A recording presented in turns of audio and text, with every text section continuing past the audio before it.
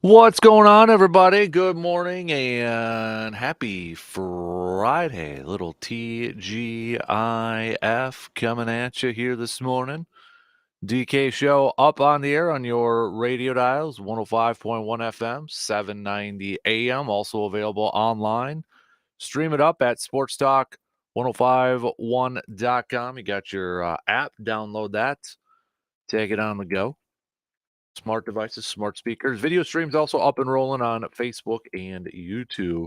YouTube this morning. Kind of a football Friday. Can we call it a football Friday yet, even though it's preseason? Why not, right? What do we got on a good old game plan for us this morning? First up, Brew Crew picking up a win. They started off putting up a few runs, 3 runs in the first there.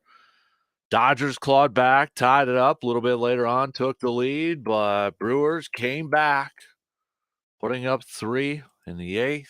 Devin Williams getting another save, big-time save for the Crew. Contreras with another home run. Cheerio with another home run. Terang with a couple of hits. So the Brewers able to split this 4-game series against the Dodgers and increase their lead in the division, now up to 9 games. Everybody's all pumped up. Everybody's happy. Everybody's excited. And then after the game, it was officially announced, that Christian Yelich will be done for the season. Now going to be undergoing back surgery. He had hoped to avoid going under surgery, at least during the season. But from a video post he posted up on social media, it seems like that just wasn't meant to be, if you will. Wasn't meant to be. And statement saying, after careful consideration and consultation with medical personnel, I have decided to undergo season-ending back surgery. I ultimately felt it was in the best interest of myself and the Brewers to have surgery for the expectation of being back 100% for next season. We have a very special team here, and it will be disappointing not to be able to contribute on the field down the stretch. However, I have the utmost confidence in my team and will be cheering them on with all of you, the great fans of Milwaukee. Thank you for all your support. Go Brewers. So, a little bit of a downer, no doubt about it, right? That we won't see Christian Yelich back, and it sucks. Let's call it what it is. It sucks. The dude was having an all-star year. He was having a fantastic season. He was having a really good season. And not having his bat in the lineup is going to stink. I'm assuming he'll still be around the ball club and the dugout like he has been, but after he recovers a little bit from surgery and such. But yeah, it stinks. It sucks that we're not going to see Yelly back out there, considering too he was having a really good season at the plate. Now, on one bright side, maybe that means, kind of the outfield is settled there. They got their 4 with Cheerio and Mitchell and Frelick, and you throw Perkins in there when he's back. Cheerio has been doing a fantastic job offensively. A couple hits, as we mentioned again yesterday, and another home run. So it's all hands on deck at this point in time. All hands on deck right now. Things won't get any easier. No break here for the Crew because they're back at it again tonight, welcoming another first-place team, the Cleveland Guardians, for a 3-game series. That begins tonight. Aaron Savali is going to be on the mound for the Crew. We'll hit that up and take a look at this series and recap yesterday's game coming up a little bit later on here. So, baseball talk coming up. We've got football talk, Packers, game 2 of this preseason. Just think, Packers fans, after Sunday night, you only got one more preseason game to go to, and then it's the regular season here. So, but game 2 coming up Sunday night. They'll have a joint practice tonight. So, on a football Friday here, who are you looking at with this second preseason game? I got to imagine many of you probably won't be staying up for the whole game, but it still grinds my gears. Why it's 7 o'clock on a Sunday? Jeez. Anyways, who are you going to be looking for? What are you going to be looking for? Who are the players you're going to be putting your scout's eye on? All right. I've got my list. Got my list of guys that I'm going to be paying attention to, or position groups if you kind of want to make it a little bit more generic in that aspect, which is fine. That's fine too. But who are you going to be, or what are you going to be paying attention to, or kind of following along? Or if you're putting your scouting cap on, what's something that you're going to be watching in this game against Denver? So, again, reminder Jordan Love won't be playing. We'll see how many of the starters actually will be playing. Matt LaFleur is a believer that the joint practices, they'll get more work out of that. So that's why we won't see Love and some of the other starters out there. So keep that in mind when you make your picks. So hit me up with those. Hit me up with a text, 715-830-1912 on that Shoe Doctors bullpen line this morning. We'll catch up with Dr. Crow coming up just past 7 o'clock. So we got a couple things to hit up with him. We'll obviously talk about the Christian Yelich injury and now surgery that he's going to be having. JJ McCarthy with his recovery time and the surgery that he had with his meniscus. So we'll hit that up as well with Dr. Crow for a little inside the training room, Chippewa Valley Orthopedics and Sports Medicine. After that, we'll catch up with our good buddy, Mr. Brandon Berg.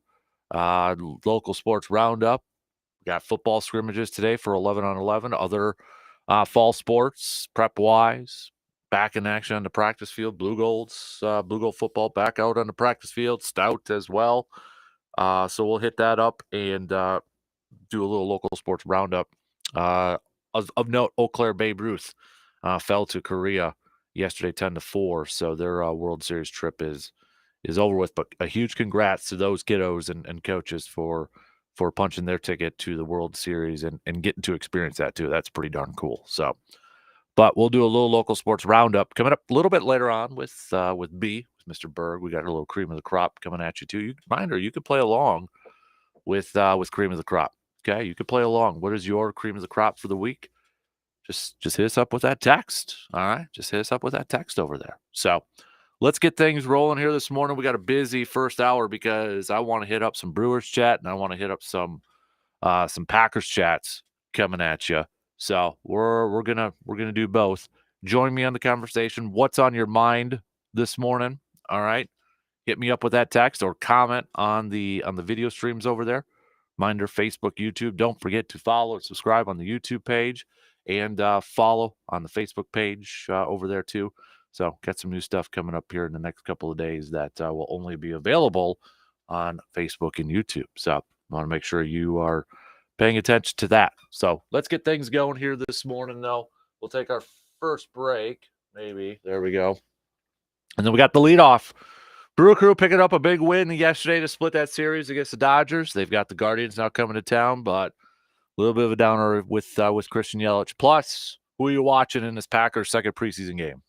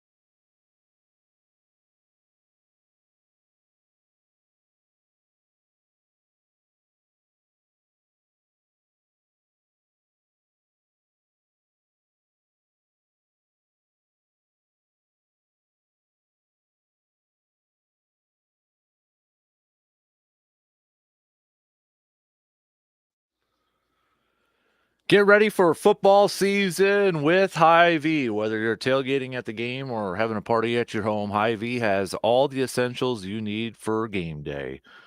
For something from the meat department to grills or to snacks and beverages, including their huge wine and spirits department. Got some Man Cave Light over there. Hy-Vee is your tailgating headquarters. And don't forget to check out their sports shop too, where you can get some swag to help cheer on your favorite teams, including some local high schools. It's football season. Score a touchdown with all of your football needs with Hy-Vee in Eau Claire. And put it on the calendar, September 6th, Friday, September 6th. We're going to be doing the program from over there. We're going to be outside, going to do a little tailgate show out there and such. More details to come, but put that on your calendars with the pack opening up that night. Got to go to a sponsor, official partner of the Packers, Hy-Vee over there. So we're going to be tailgating, doing a tailgate show outside that morning, 6 to 9. So, all right, let's get things rolling here this morning, shall we? A little lead off to open it up. Lead it off talking some Brew Crew here. Brewers picking up a win yesterday afternoon against the Dodgers, starting off with 3 runs right away, getting things going. Then Willie Adames, I mean, he's been going through a little bit of a funk defensively here. I mean, that was kind of a wicked, we call it wicked throwing error over to second base yesterday.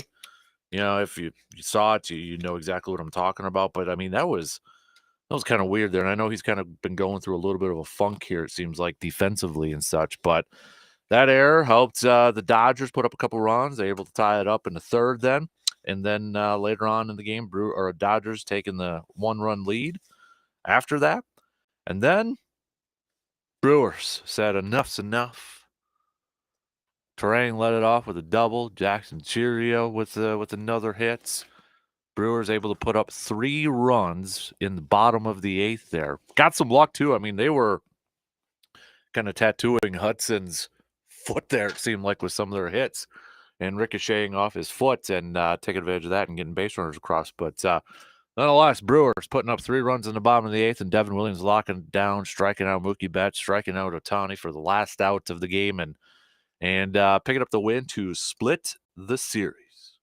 To be able to split the series there. So, big time win. I know in the first 2 games when we were kind of talking about it a little bit, after the first 2 games, we were like, oh, here we go. Can they – is this back to the narrative? They can't beat the Dodgers. They can't beat the Phillies and all that. It wasn't a great first couple games, let's be honest with ourselves. They bounced back nicely. They grinded it out, grind out victory in Game 3, and then yesterday, picking up that W after being down, being up early, then being down. So the way the first 2 games started, I'll take a series split. No question about it. No question about it. Brewers now up 9 games in the division. Tobias Myers, really quick, his line from the game yesterday: 5 2/3, 8 hits, 2 earned runs. Just getting charged with 2 earned runs, 4 runs total, 2 earned runs. Just 1 strikeout for Tobias Myers in the game yesterday. But Jack Flaherty, no decision for him. He gave up a couple early home runs, but ended up still striking out 7 there. Brewers Hudson, right? Brewers had a couple Hudsons there yesterday. Dan Hudson for the Dodgers, and then Brian Hudson for the Brewers. But Brian Hudson picked up the win. And, he was a guy that kind of struggled a little bit against his former team, the Dodgers, but he comes in, pitches 2 innings, and strikes out 2, doesn't give up a single hit. So fantastic performance from one of their big-time relievers over there, too. And they may be getting some more ammo in that bullpen. Trevor McGill making a rehab start with the Timber Rattlers, and he looked pretty good yesterday, too. So may even be getting finally have that back end of the bullpen kind of set up here for the Crew, where you got Devin Williams. Remember, if Devin Williams, what we've seen from the last couple of games from him, that's vintage Devin Williams, but he's a fresh Devin Williams, right? Not a lot of season wear and tear from the season on him. So you're going to have him going in the 9th, Trevor McGill probably in the 8th, and then seventh, maybe it's Hudson, but you get a little flexibility with him. He could go a couple innings and such. So maybe finally getting to that back end of that rotation, kind of set up how we want it set up, just in time for the postseason here as well. So, but shout out to Terang. Terang, couple hits. And it was weird because when you look at Terang's splits, when you kind of look at his splits, he's at home. He only hits 201, and he's a 547 OPS, and he slugs 263. But away, completely different player at the plate. Bryce Terang in away games, hitting 305, slugging 448, and an OPS of a 797. His on-base percentage on the road is 349, or at home it's 284. So for whatever reason, Bryce Terang offensively has been performing better on the road. And I don't know if there's something to it or such, but, had a couple of nice games here. Maybe that kind of turned the corner here a little bit for him. If you really want to get down to some weird stuff here, day games too. Apparently Bryce Terang plays a lot better in day games offensively. Hits 313 compared to 216 at night games. OPS for day games 833, night games 567. So kind of just some weird numbers there for Bryce Terang, but hopefully now after these couple games, he's kind of going through a little bit of a rough stretch here. Maybe finally getting back to the swing of things here. And we need him, especially now with Christian Yelich officially done for the rest of the season. So Brewers now will get set to take on the Cleveland Guardians for a 3-game series. No rest for the weary here. Another first-place team coming in here. Pitching matchups, you got Aaron Savali that's going to get the start tonight for the Crew. Then you got Freddie Peralta going on Saturday, and then Colin Ray will get the series finale on Sunday before the Brewers get an off day and travel to St. Louis. But to me, I look at this start for Aaron Savali here as, all right, he's coming off of a nice start, finally a nice start against Cincinnati on the 9th. Easily his best start since he's been with the Brewers, and maybe perhaps even his best starts since, opening day or in the first couple games of the season. But he picked up that win against Cincinnati, went 6 and 1/3, 2 earned runs, gave up a home run there too, struck out 5. But as we get a little bit closer to that postseason, we got to see what we have with Frankie and Savali, and maybe there's a little bit of a run for that 4th spot in the rotation there. Do they combine? Is one guy going to separate themselves from the rest of the pack here? We know it's Tobias, Freddie, Colin Ray are going to be the first 3, but here we go now. Frankie and Aaron Savali. Let's see what you got. What can you do to push it? Maybe there's a little DL Hall action into that thing as well. But I want to see now stacked success from Aaron Savali in tonight's game. I want to see him kind of pick up where he left off against Cincinnati here. And this should be a fun series because you've got two teams that I think are very similar in a lot of ways, and especially, maybe preseason expectations. Nobody really thought, okay, Stephen Vogt coming in, and he was thought of as a manager. I mean, he was well thought of, potentially maybe even a Brewers option there. But, you bring him in, maybe you're kind of doing a little bit of a rebuild and such.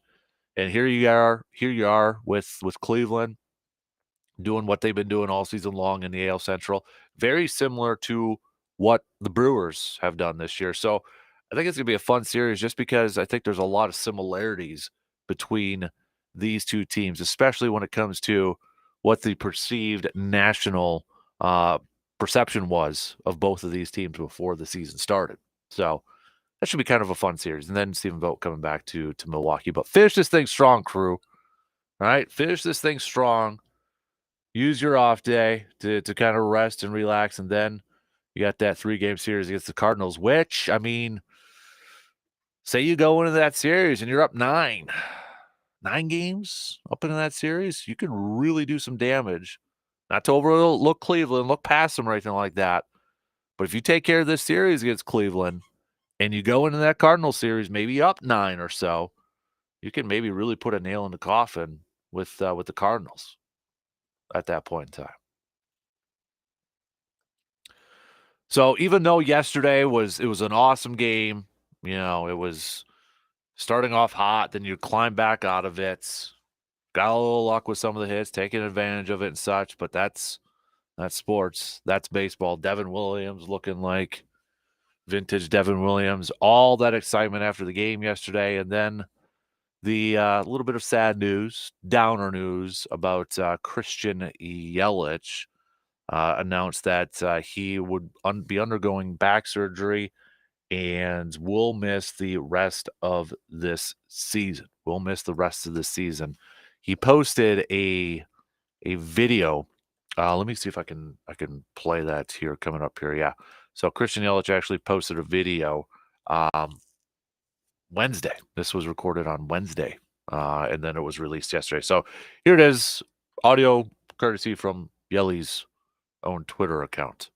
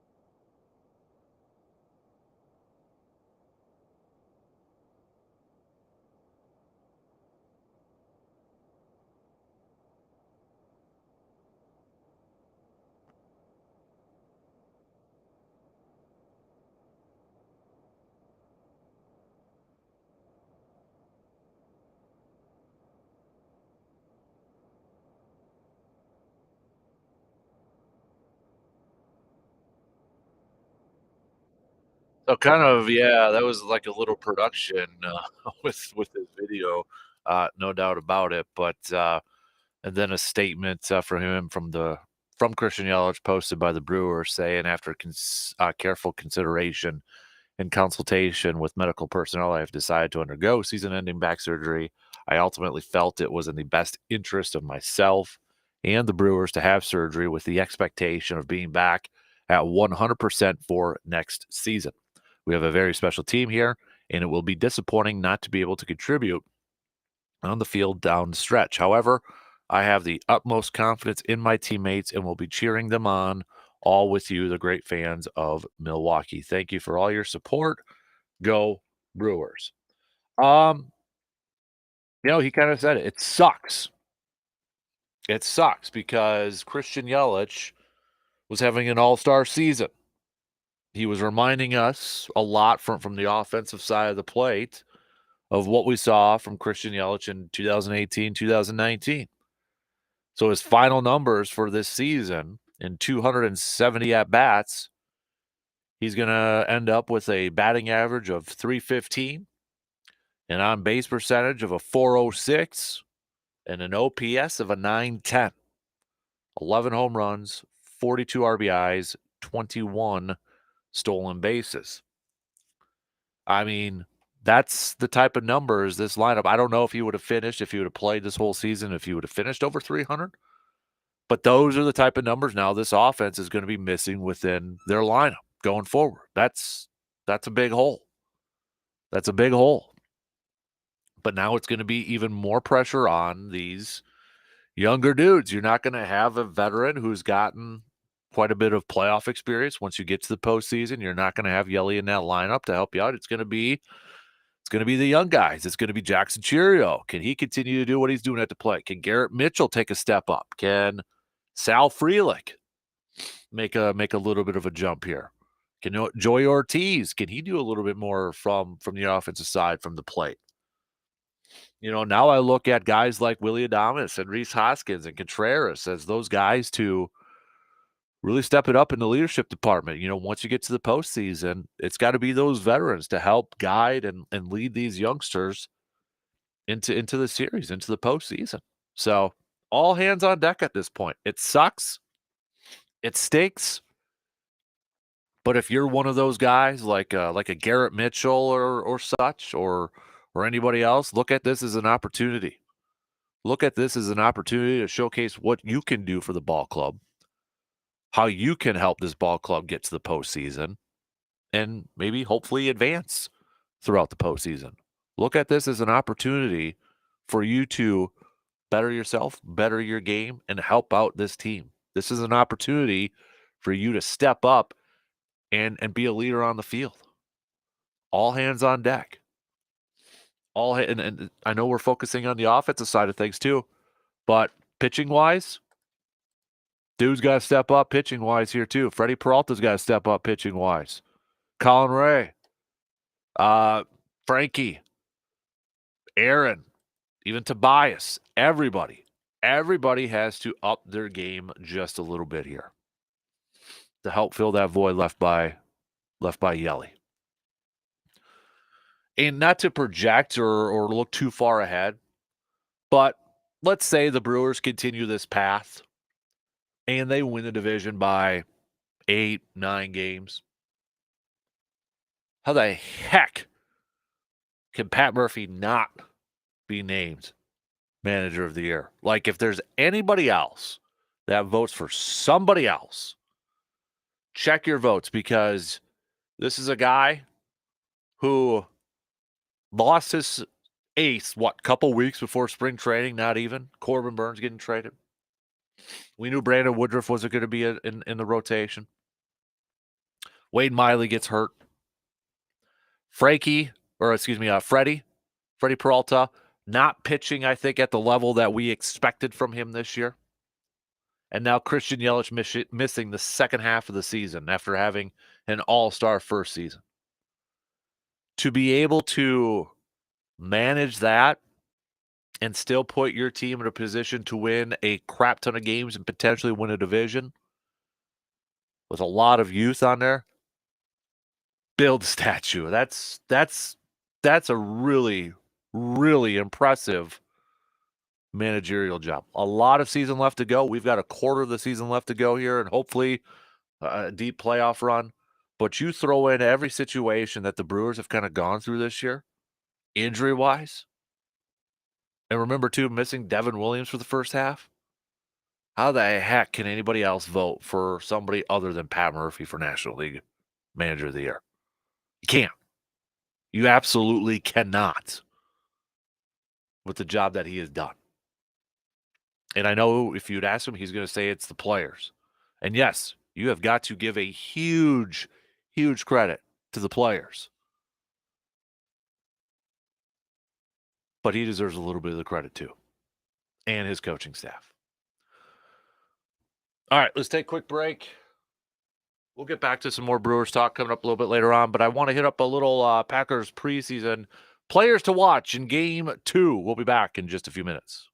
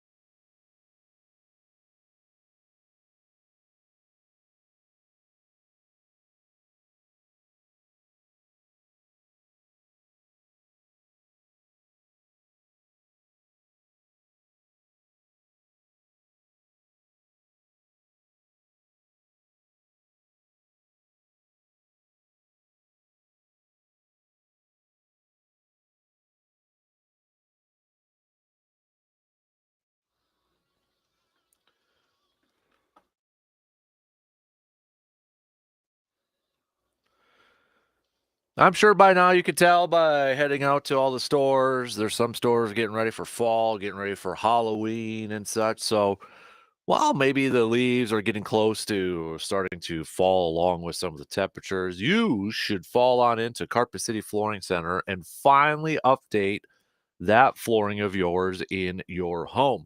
Hey, maybe it's time for you to put together that man cave for the football season. Or maybe you need to do a little remodeling in that bedroom or living room, or you change out some of those shower tiles in there too. Whatever it may be, honor the changing of the seasons by changing up your flooring game. Just head on over to Carpet City Flooring Center in Eau Claire and let the team there help you accomplish your flooring dreams. And maybe to get in the mood this changing of the season, I suggest maybe some Rigid Max flooring, especially fall cabin-like feel over there. That will look good in your space. So fall on in to Carpet City Flooring Center in Eau Claire and upgrade that flooring game of yours. We got about what do we got? 15 minutes or so to the top of the hour here. We'll get back to some more Brewers chats in just a little bit here, but I want to finish off the first hour here with a little green and gold. What to watch for? Who are you watching in this final? Or I should say final. Let me back up here. Who are we watching?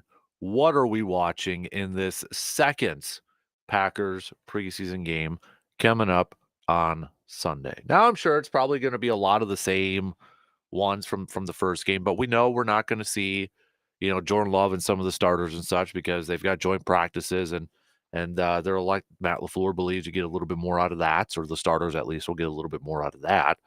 So when I look at this second game, this preseason game, the players or the position groups that I'm going to be watching for, obviously you're looking at still the kicking situation. So as many field goals as possible from long distance, from weird distance, whatever. I don't care. I want to see a lot of field goals in this thing because for crying out loud, we need a leader. We need somebody to lead this race because it's clear that they don't have somebody that's ahead in this whole thing. Joseph, Anders, Hall, whoever. Okay. Figure it out. Figure it out who the kicker's going to be. So if we get a game where they're going to be, it's just a field goal fest, I'm okay because you got to figure this thing out. But besides the kicking situation, you're still looking at offensive line. You're still looking at maybe the depth there, especially on the outside tackle wise. Andre Dillard, I think, is going to be, he was okay in the first game, but you're looking at depth, maybe, a Caleb Jones or Telford or whoever else is going to kind of step up and be those backup left tackles because I think it's pretty obvious that the Packers have better depth at the interior offensive line, at that interior spot. So, who is going to be those backup tackle options? Who's going to step up and kind of run away with that? I'll be curious to see Jordan Morgan in this game, and if he gets any reps at tackle, if he gets any reps at left tackle or right tackle, because I think now. And he's still competing. I mean, in the updated depth chart, again, I know the depth charts aren't the gospel or anything like that. But he is listed as a co-starter at right guard with Sean Ryan. At least that was the last one that I just saw a couple days ago. So he's still competing for that. But I would like to still see him get some work in at a tackle position, just so we know, like, if it comes, because chances are a tackle's going to get hurt this year and maybe miss some of the games or miss a game or so. So I'd like to see Morgan get some of that work in. How does he look? Left tackle and right tackle. And everybody else out there too that's going to be in competition for that spot. Another position group that I'm personally going to be kind of paying attention to here a little bit more is, again, the back end of the wide receivers. I think there are 4 clear-cut locks in this group. Watson, Dobbs, Reed, and Wicks. They're locks in this room. assuming, let's just split the difference here. Let's say they keep 6. Let's say they keep 6 wide receivers. Who are going to be those final 2? Is it going to be Bo Melton? Can Bo Melton go out there and have himself a bounce back game? Because he had a couple drops in that first game. And if you're fighting for a roster spot, you need to have a bounce back game after that. Is it going to be Malik Heath? Now, Malik Heath is a guy that, they obviously love, and I like Malik Heath too, and he does he's probably one of their best, if not their best blocker in terms of the wide receiving department there. But is he going to have an opportunity to maybe make a few plays in the passing game and in the catching department? Is Grant DeBose going to have another game like he did against Cleveland with a few catches, nice sideline catch, a little toe tap over there? Is he going to continue to stack success? He's been having a good camp. If he has another good game here, I mean, he might be one of those guys that's going to nail down those final 2 spots. Toure is running out of time, I think, right now. Honestly, if I were to rank these 4 power rankings wise, I think Grant is probably number 1. It's very close between Malik Heath and Bo Melton, in my opinion. But maybe Bo Melton, even with that game that he had against Cleveland with a couple drops, maybe he's a slightly ahead of Malik Heath because of what he did last year towards the end of the regular season. And I think it's Toure is the 4th one. Toure needs to have a couple of really good games coming up here, because I don't see this team carrying 7 wide receivers. Could be completely wrong because they've done it before in the past, but I don't see them carrying 7. So if we've got 4 locks and only 2 spots open, who are going to be the 2 receivers that separate themselves and win those jobs? I think it's going to be kind of curious too to watch Clifford and Pratt. I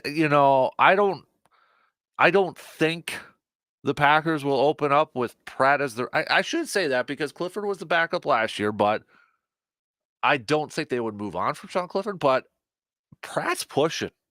Michael Pratt's pushing it a little bit. Maybe, we saw Clifford the majority of the time in that Cleveland game. But maybe we might see a little bit more of Michael Pratt. So if you're all up into the backup quarterback situations and such, might be kind of interesting to watch these 2. And if Michael Pratt goes out there and just balls out and maybe gets a little bit more of an opportunity, might be kind of interesting to see that Baltimore game. Could Michael Pratt actually push for being the primary backup, a rookie behind Jordan Love? I remember Sean Clifford was the talk for a lot of fans last year. Put Sean Clifford in over Jordan Love. But Michael Pratt right now, even in practice, was kind of maybe pushing for snaps ahead of Sean Clifford and such. And there's other, I mean, you're looking at running backs now with no Lloyd. Does Emmanuel Wilson continue, to preseason's his season, it seems like. Does he continue to have another good game? I honestly don't know how much, again, we're going to see of A.J. Dillon. I know that's probably a player that a lot of people are going to want to see, and they're going to want to see him perform better in his limited snaps than what he did against Cleveland. The thing is just I don't know how much we're going to see of him, how many snaps we're going to see of him. I don't see A.J. Dillon as a guy that they're going to throw out there and play half the game, play 2 quarters. I think you're going to see him for a few snaps, maybe a quarter or so. But I think A.J. Dillon is looked upon in a more positive light within the building, within the coaches staff than what maybe some fans have right now. I think he's got a lot more positivity. He's got a lot more He's just I think the coaching staff trusts him and they like him a lot more than maybe what some of the fans' perception is of him right now. So I know a lot of fans are probably going to say, I want to see AJ Dillon more and I want to see him get better. I honestly don't know if we're going to see him a whole lot in this game. But I hear you. I understand it. You'd probably, that Cleveland game, a little bit of a bad taste in your mouth. Probably want to have a nice little bounce back game. Just I don't know what the chances are of that. And I don't know how many opportunities he's gonna get. But Lloyd missing this, Marshawn Lloyd missing this game and maybe potentially even next week. It's huge. I mean, you're hoping for that guy maybe to compete for the backup spot and maybe be the primary backup running back, typical running back to Jacobs. But this opens the door, I think, for a guy like Emmanuel Wilson to get a spot again, to win a roster spot again. And then I think, if we're looking at more, keep paying attention, keep watching those rookie safeties, Bullard, Williams, Anthony Johnson Jr. Those guys have been having, from all accounts, a really solid camp, a really good camp. So I want to see those guys continue to get better and see them in action more. Again, we're not going to see a whole lot of scheming, if any. It's going to be a lot of vanilla stuff. So you're not going to see any unique packages with those guys or anything like that. However, we can tell when a guy makes a play. We can tell when a guy makes a good play. You're looking at, okay, making some solid tackles, doing this, assignments, staying in your lanes, all that sort of stuff. We can tell that by watching the tube, right? We all can. Are they going to continue to do that? You're looking at the back end of the quarters. Kalen King, is he going to push for a roster spot? He's been getting some second team snaps at that nickel spot in practice. I mean, they're looking at Matt LaFleur the other day, just kind of singing his praises too. I think Kalen King's got a real shot to make this ball club, even though he's a 7th-round pick. But maybe even see some playing time this year. It's one thing to make the ball club, but it's another thing to actually get playing time.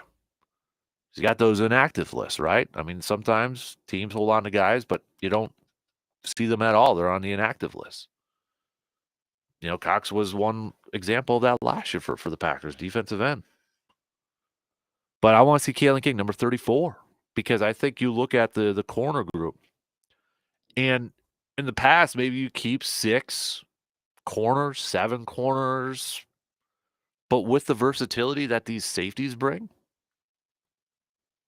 maybe you keep 5 because, a couple of your safeties can play, as a nickel corner or as a slot corner, or play a little corner. Maybe with the versatility of those safeties, it allows yourself to maybe only carry 5 corners. So if that's the case, it's Jair, it's Stokes, it's Keyshawn, it's Carrington Valentine. If there's only one spot open, is that Corey Ballentine? Is that Kalen King? So that's going to be interesting. But also, too, going back to that corner and safety spot, last few years, last couple years, you've had guys making the team because of their special teams play, because of the coverage that they are able to provide on special teams. Now, punting is still the same. But with kickoffs, with the whole rule here, I'm really curious to see, not just for Green Bay, but maybe across the league, how do teams kind of build their rosters? How do teams build their special teams rosters now? Because we've always heard, one of the phrases, hey, best way for those bottom end roster guys to get on a team, play special teams. If you could play special teams and you're a bottom roster guy, that's the way to get on the field. That's the way to make a team.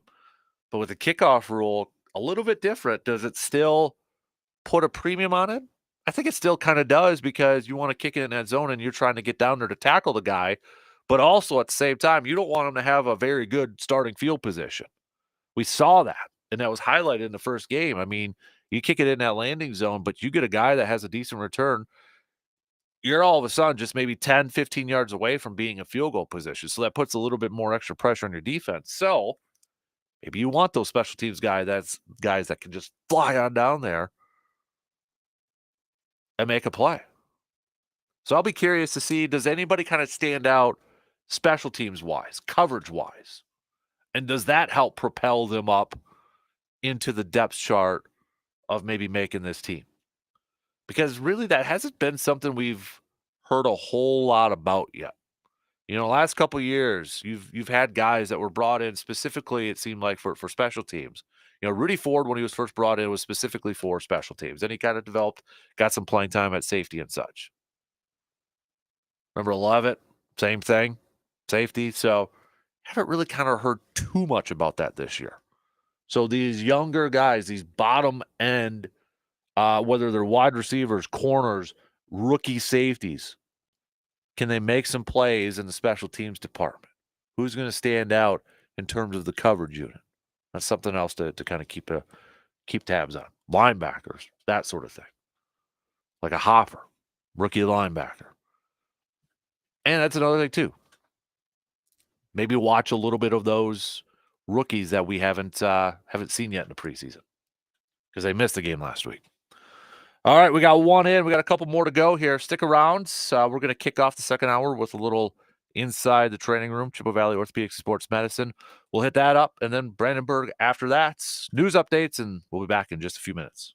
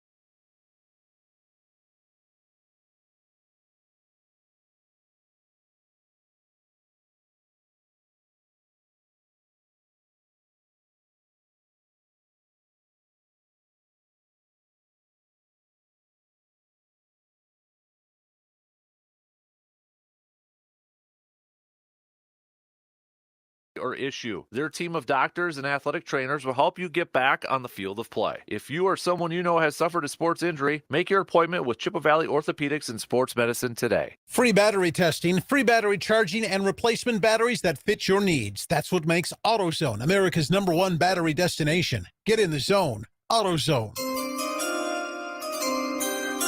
Ladies and gentlemen, sports aficionados and armchair quarterbacks, welcome to the Dan Kasper Show, where sports passion meets expert analysis. Dan's encyclopedic knowledge and infectious passion for all things sports is both impressive and sad. I have many leather-bound books. So get ready to laugh, cheer, and maybe even facepalm a few times. At no point in your rambling, incoherent response were you even close to anything that could be considered a rational thought. It's the Dan Kasper Show.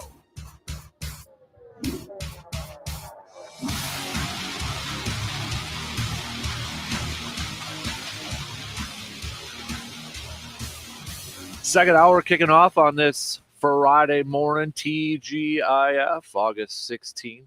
Big thanks for tuning in wherever, however you may be tuning in from. We'll get back to, we got a few texts to get to here. We'll get to those coming up in just a little bit. We'll also get back to some Brewers chats. Brewers splitting the series with the Dodgers, and then the news yesterday about Christian Yelich. We'll hit that up. We got some local sports roundup with Mr. Brandon Berg. We got some football scrimmages today for 11-man football. Also, other fall sports starting their practices this week. So we'll cover all that with Brandon. Get back to a little bit more football talk a little bit later on. Cream of the crop. But we kick off this hour. You guys know the drill. A little inside the training room.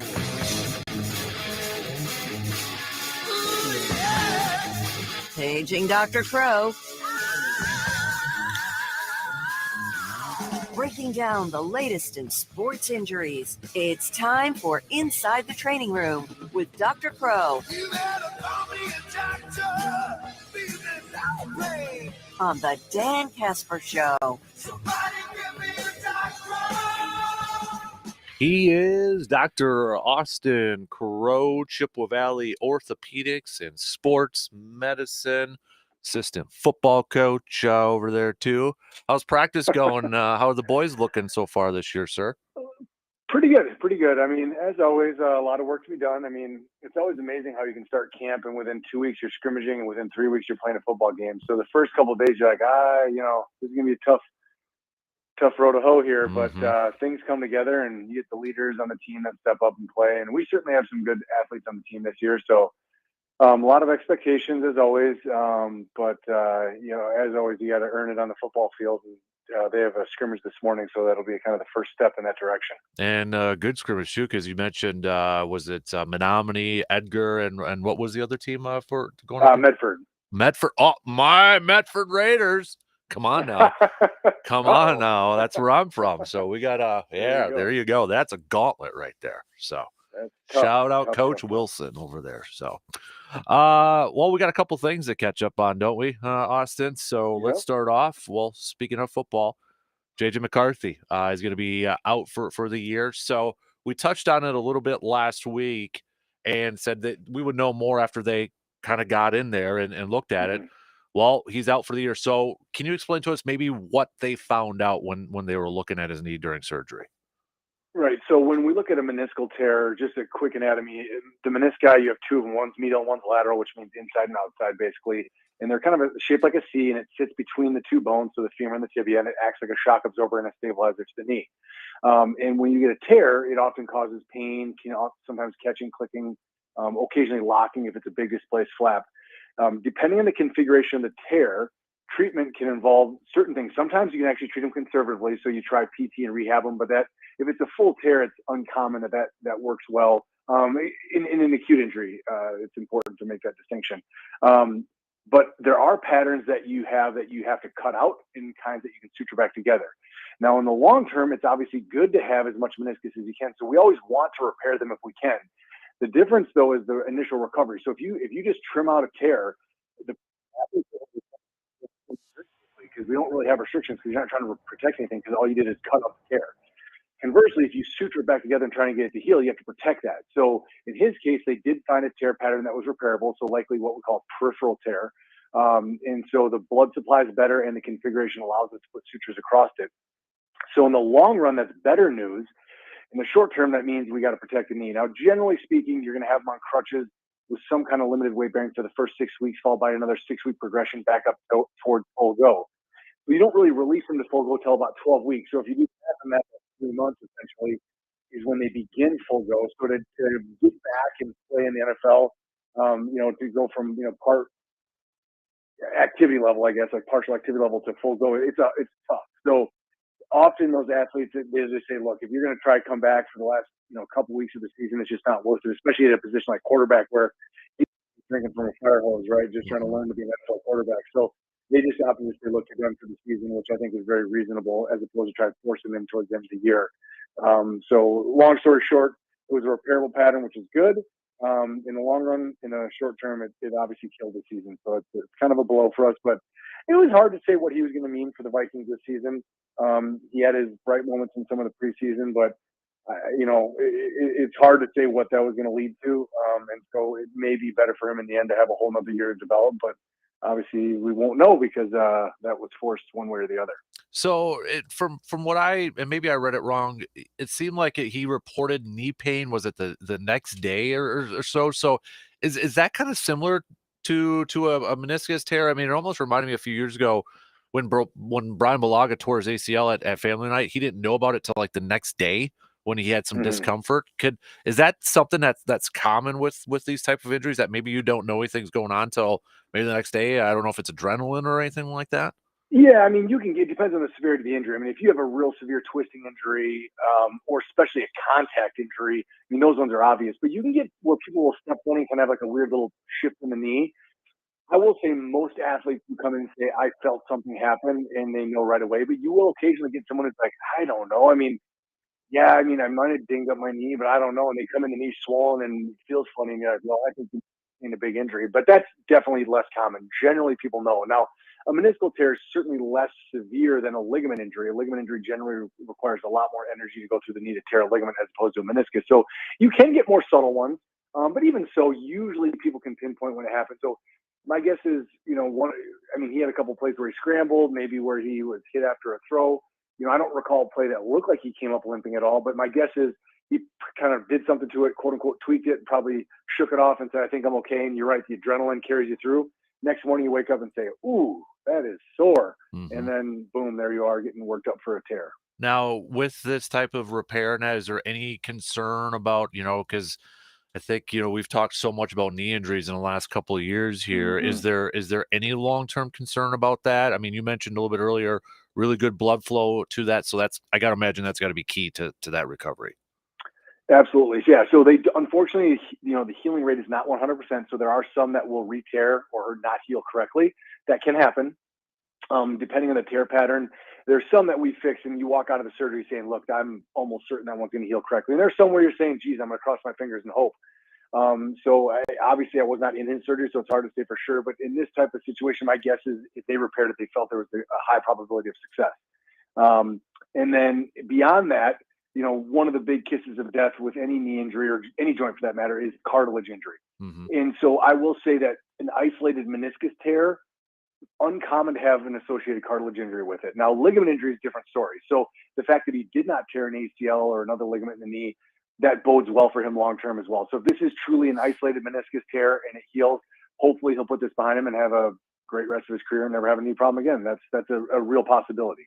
Another player we talked about a couple weeks ago was Christian Yelich, with his back injury, and at that time elected to not undergo surgery. And when you threw out some possibilities and such. Now, he announced yesterday that he is in fact going under surgery for his back, that it wasn't kind of healing, the right way and such. So does that kind of give you any thoughts potentially what it could be, the fact that they tried to rest it and the fact that it wasn't getting any better and now they have to have surgery? Does that give you any clues to potentially what might be going on? Yeah, I'm still leaning towards like a disc herniation is the likely culprit here. But it's hard to say for sure. So Another quick anatomy, we have your spine and there's the vertebral bodies. Sitting between each vertebral body is a little cushion called the disc. And the disc has basically a ligamentous, fibroligamentous layer around it that keeps it in place. Well, if there's an injury to that, some of the disc material can herniate out, or what's called a disc herniation. And that can cause direct pressure on the spinal cord or more likely some of the traversing nerve roots. And that can cause pain in the back and symptoms down the leg. We call it radiculopathy. People also call it sciatica type pain.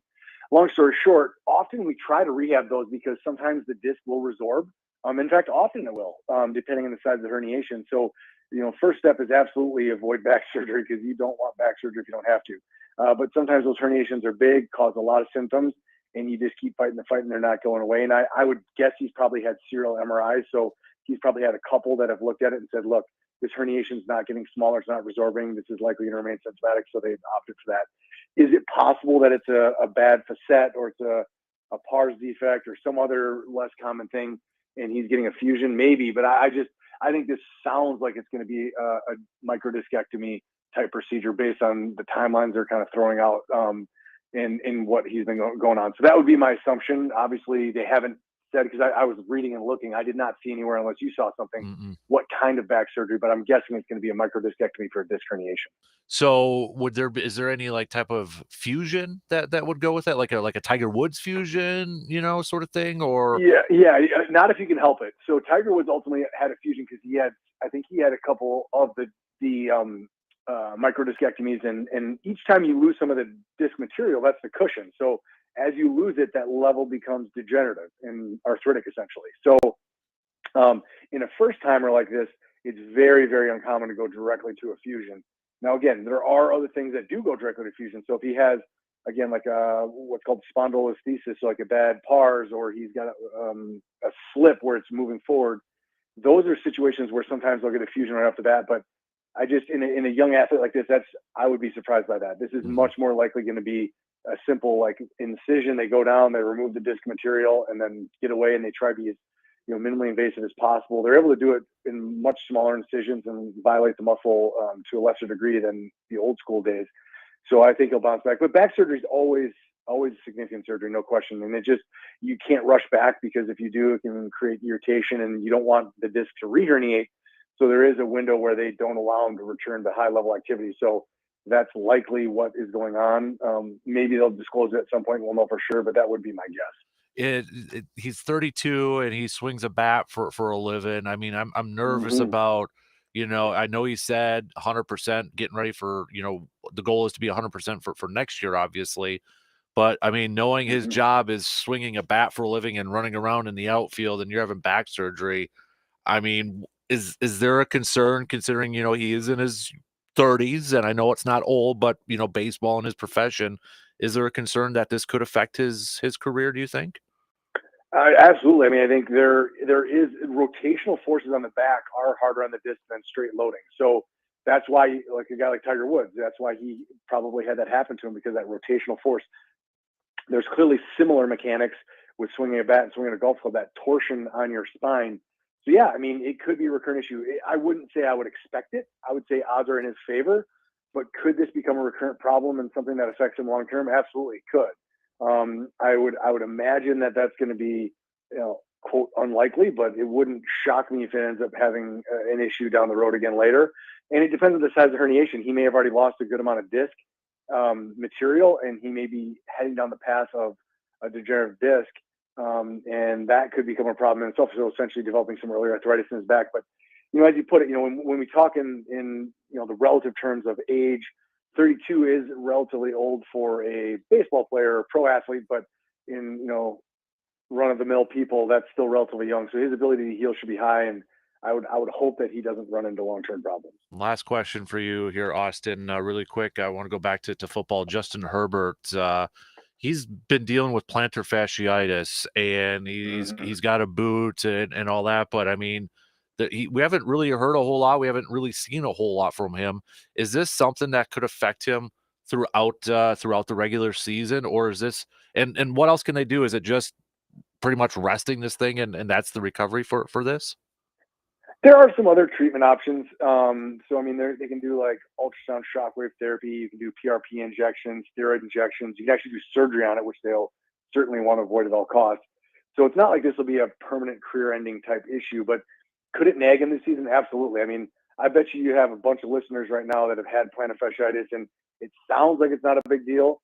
As someone who personally had it once, it is not fun. I mean, it's like it can be bad. Like I mean, it can be like every step hurts, and it doesn't truly weaken you, but when it hurts that bad, your body splints itself, and so you go to push off, you just can't push off with the same force. So it affects your performance absolutely. So, it sounds like they're progressing him out of the boot from what I understand. So he's probably going in the right direction.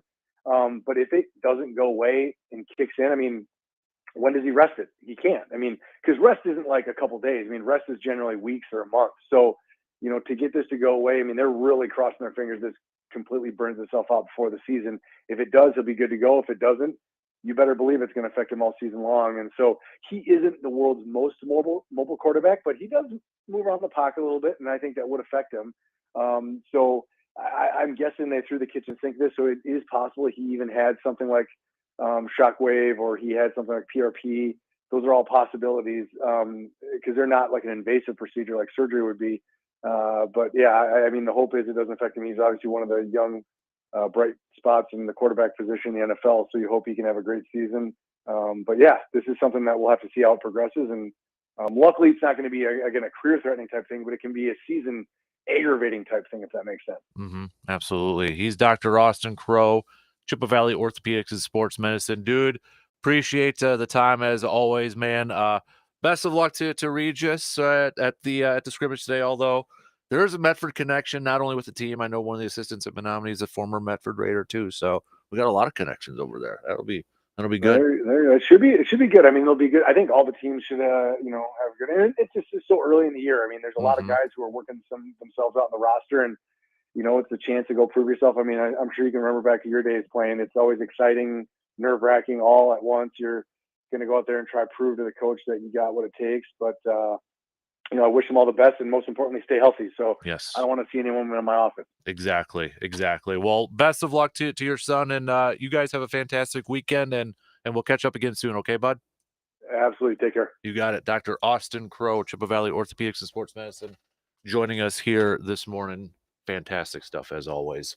All right, we're going to take a quick break. We've got Brandon Berg coming up in just a couple minutes.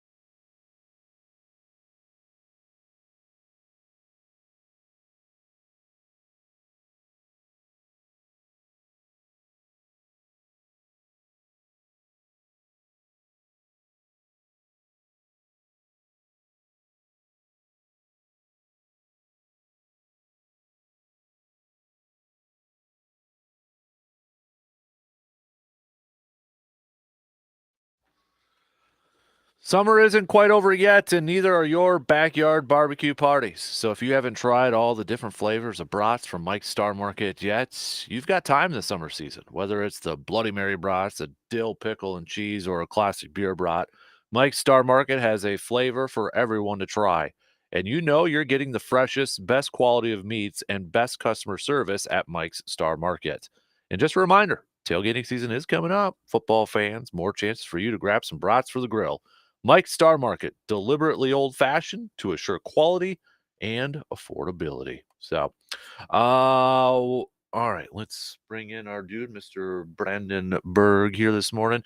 You must be going to a scrimmage because you a little bit dressed I look nicely. ready. You look ready. Nice, Yeah. nice. You got dress pants, khakis on. I so, don't look yeah. like I just woke up 10 minutes ago. Is what you're saying. Is it scrimmage at Chippewa? Yep, today? yep. I'll be heading up there a little later on this morning for Chippewa Falls' football scrimmage. They'll have Eau Claire North there, Sparta, I believe, and Northwestern. Okay. So, All right. chance for those teams to hit somebody else. Which once you get to this part of the training camp, everybody always looks forward to that. When you, when you're lining up across from somebody you don't know who they are, and you can just kind of go at it. So that'll be good to for all these teams to kind of get that first live hitting in. I mean, there's some other ones around here too. Stanley Boyd's hosting one. I know Elk Mountain's over there. There's some other teams there. You mentioned a little bit earlier. Menominee's hosting one with some heavy hitters of the area with Regis and Edgar and some team called Medford that you might have heard of. Yeah. But yeah, there's other ones going on around as well. So and first games next week already. First games are next Thursday. Yeah, next Thursday, I know there's some games, including Chippewa Falls hosting Stevens Point, which will be a big early season one. Yeah.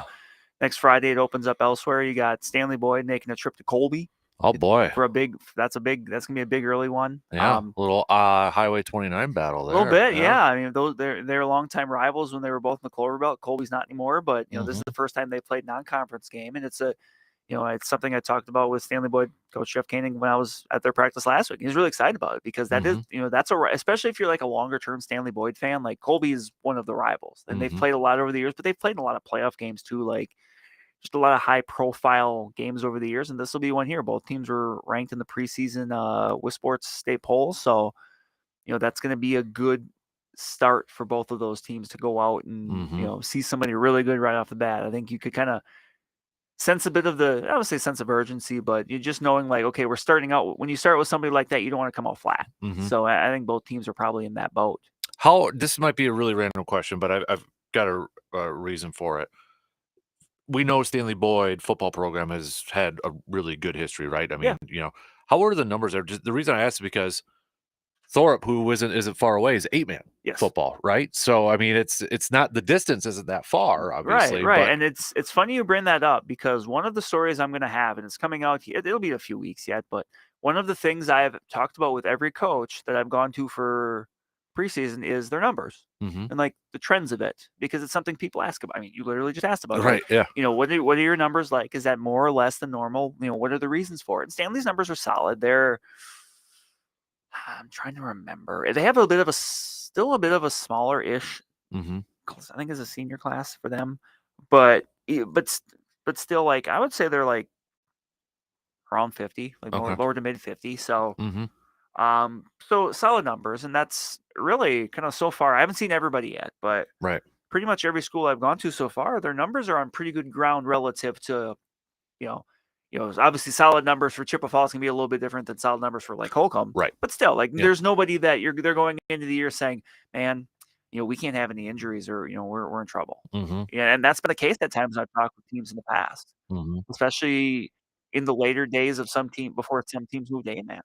Yeah. So, interesting. but it just varies town to town. It just varies program to program. You mentioned, Stanley Boyd, you're not just with Coach Koenig, but going back further with with Jim Brinker and Lee LaFlamme when they were longtime coaches in Stanley and others before that. Like that's just there's just certain things you don't have to worry about there, and that's kind of one of them. And the success is a part of it, but just the way teams run their program and stuff like that's another thing. So that's been something really interesting as I've talked with coaches about it over the course of the fall here so far, just the numbers and how they're feeling about it. And so far every coach I've talked to feels good about where they are, and that's good. It's different. It's different, but still they feel good about, not just the present, but the future as well. Okay. And, especially with smaller classes or smaller schools. And even I would classify someone like a Stanley Boyd or a Bloomer as that, because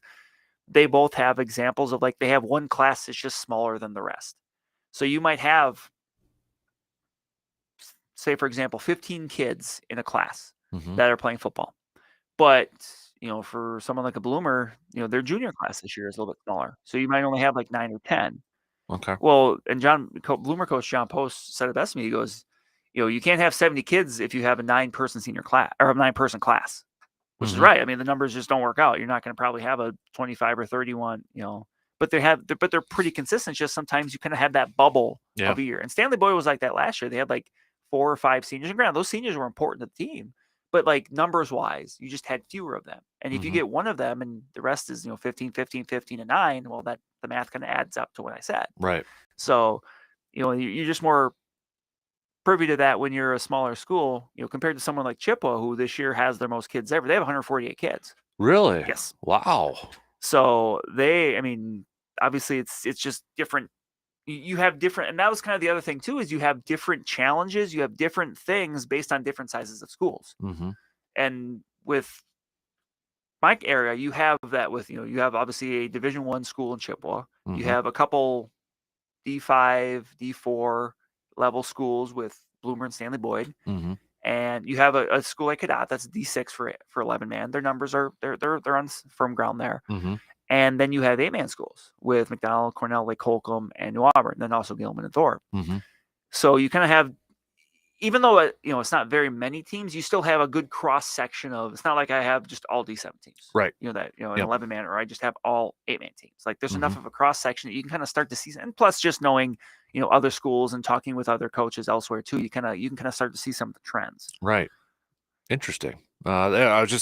I don't know why I thought of that, but it's just the proximity. Yeah, it's so close. I'm glad you did, because and that happens with certain places where maybe like a Bloomer versus a Colfax, right? Or something like that. You'll have that at certain spots too. But from my experience, from what I've seen, the schools I've talked to already, like their numbers are on pretty solid ground. Okay, well that's the important thing. It is because you want to make sure you're getting that opportunity. And I am curious if we reach a point where the 11, like, where you kind of have some consistency, because we're still in the process of, teams mostly, I would say, northern part of the state, but at some point it'll grow into the southern part of the state of, 8-man teams going to 8-man.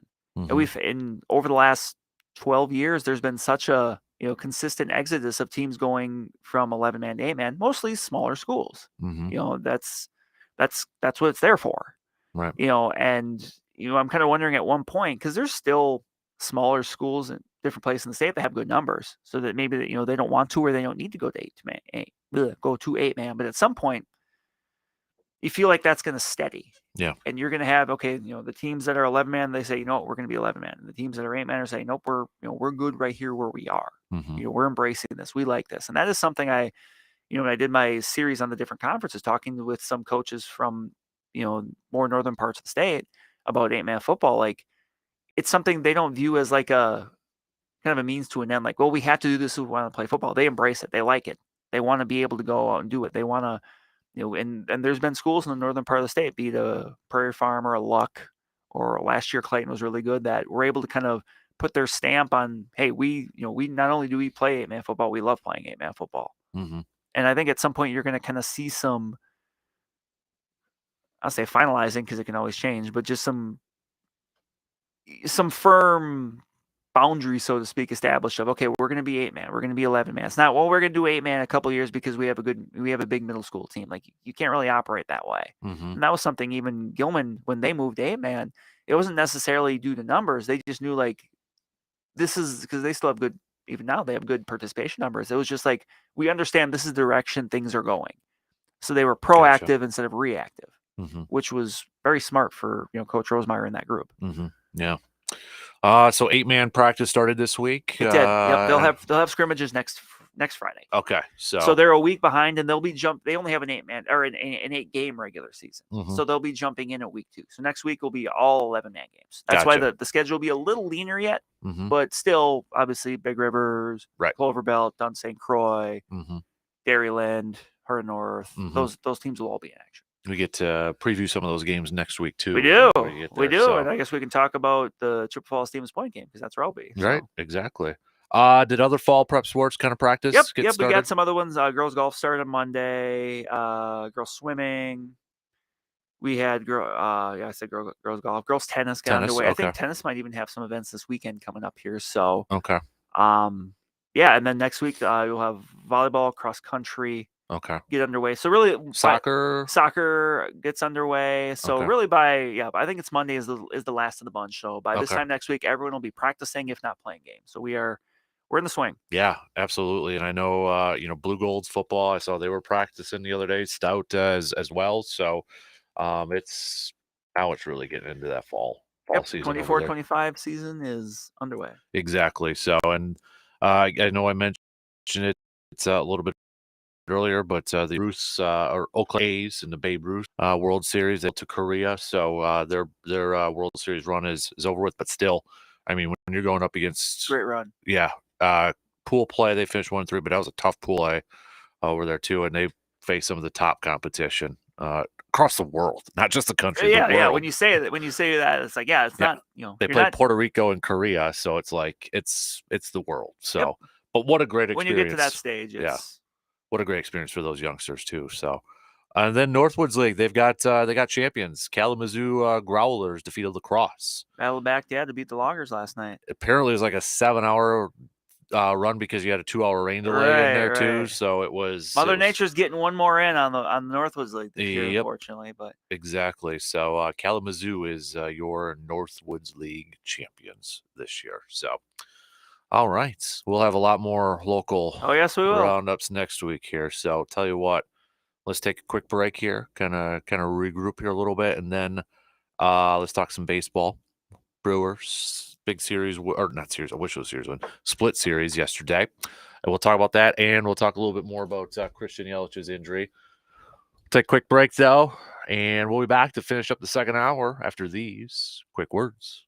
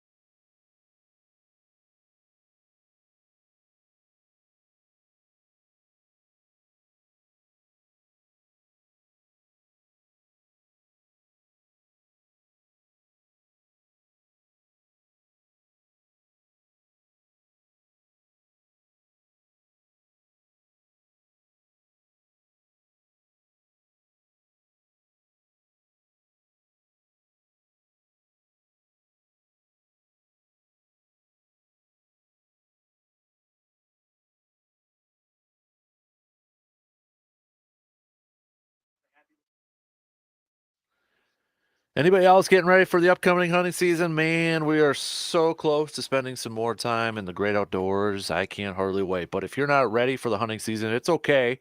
Still have a little bit of time left, but make sure you are really ready for this hunting season.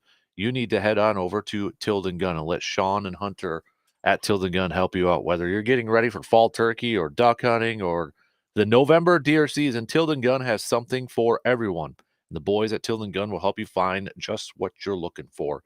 If you have something specific in mind, they'll help you find that out or help you find what you're looking for too. So they have the best selection in the Chippewa Valley, all at the best prices. Don't believe me? You can see it for yourself by visiting tildengun.com. One of Wisconsin's biggest traditions is getting ready to start back up. Get ready for this upcoming hunting season by visiting Tilden Gun today at 12427 90th Avenue in Chippewa Falls. And also, too, if you're maybe in the market to look for a little bit of hunting land to have your own go-to place, hit up our good friends at Woods and Water, woodsandwater.com to check out all their listings, whether it's maybe a few acres or a little bit more than a few acres.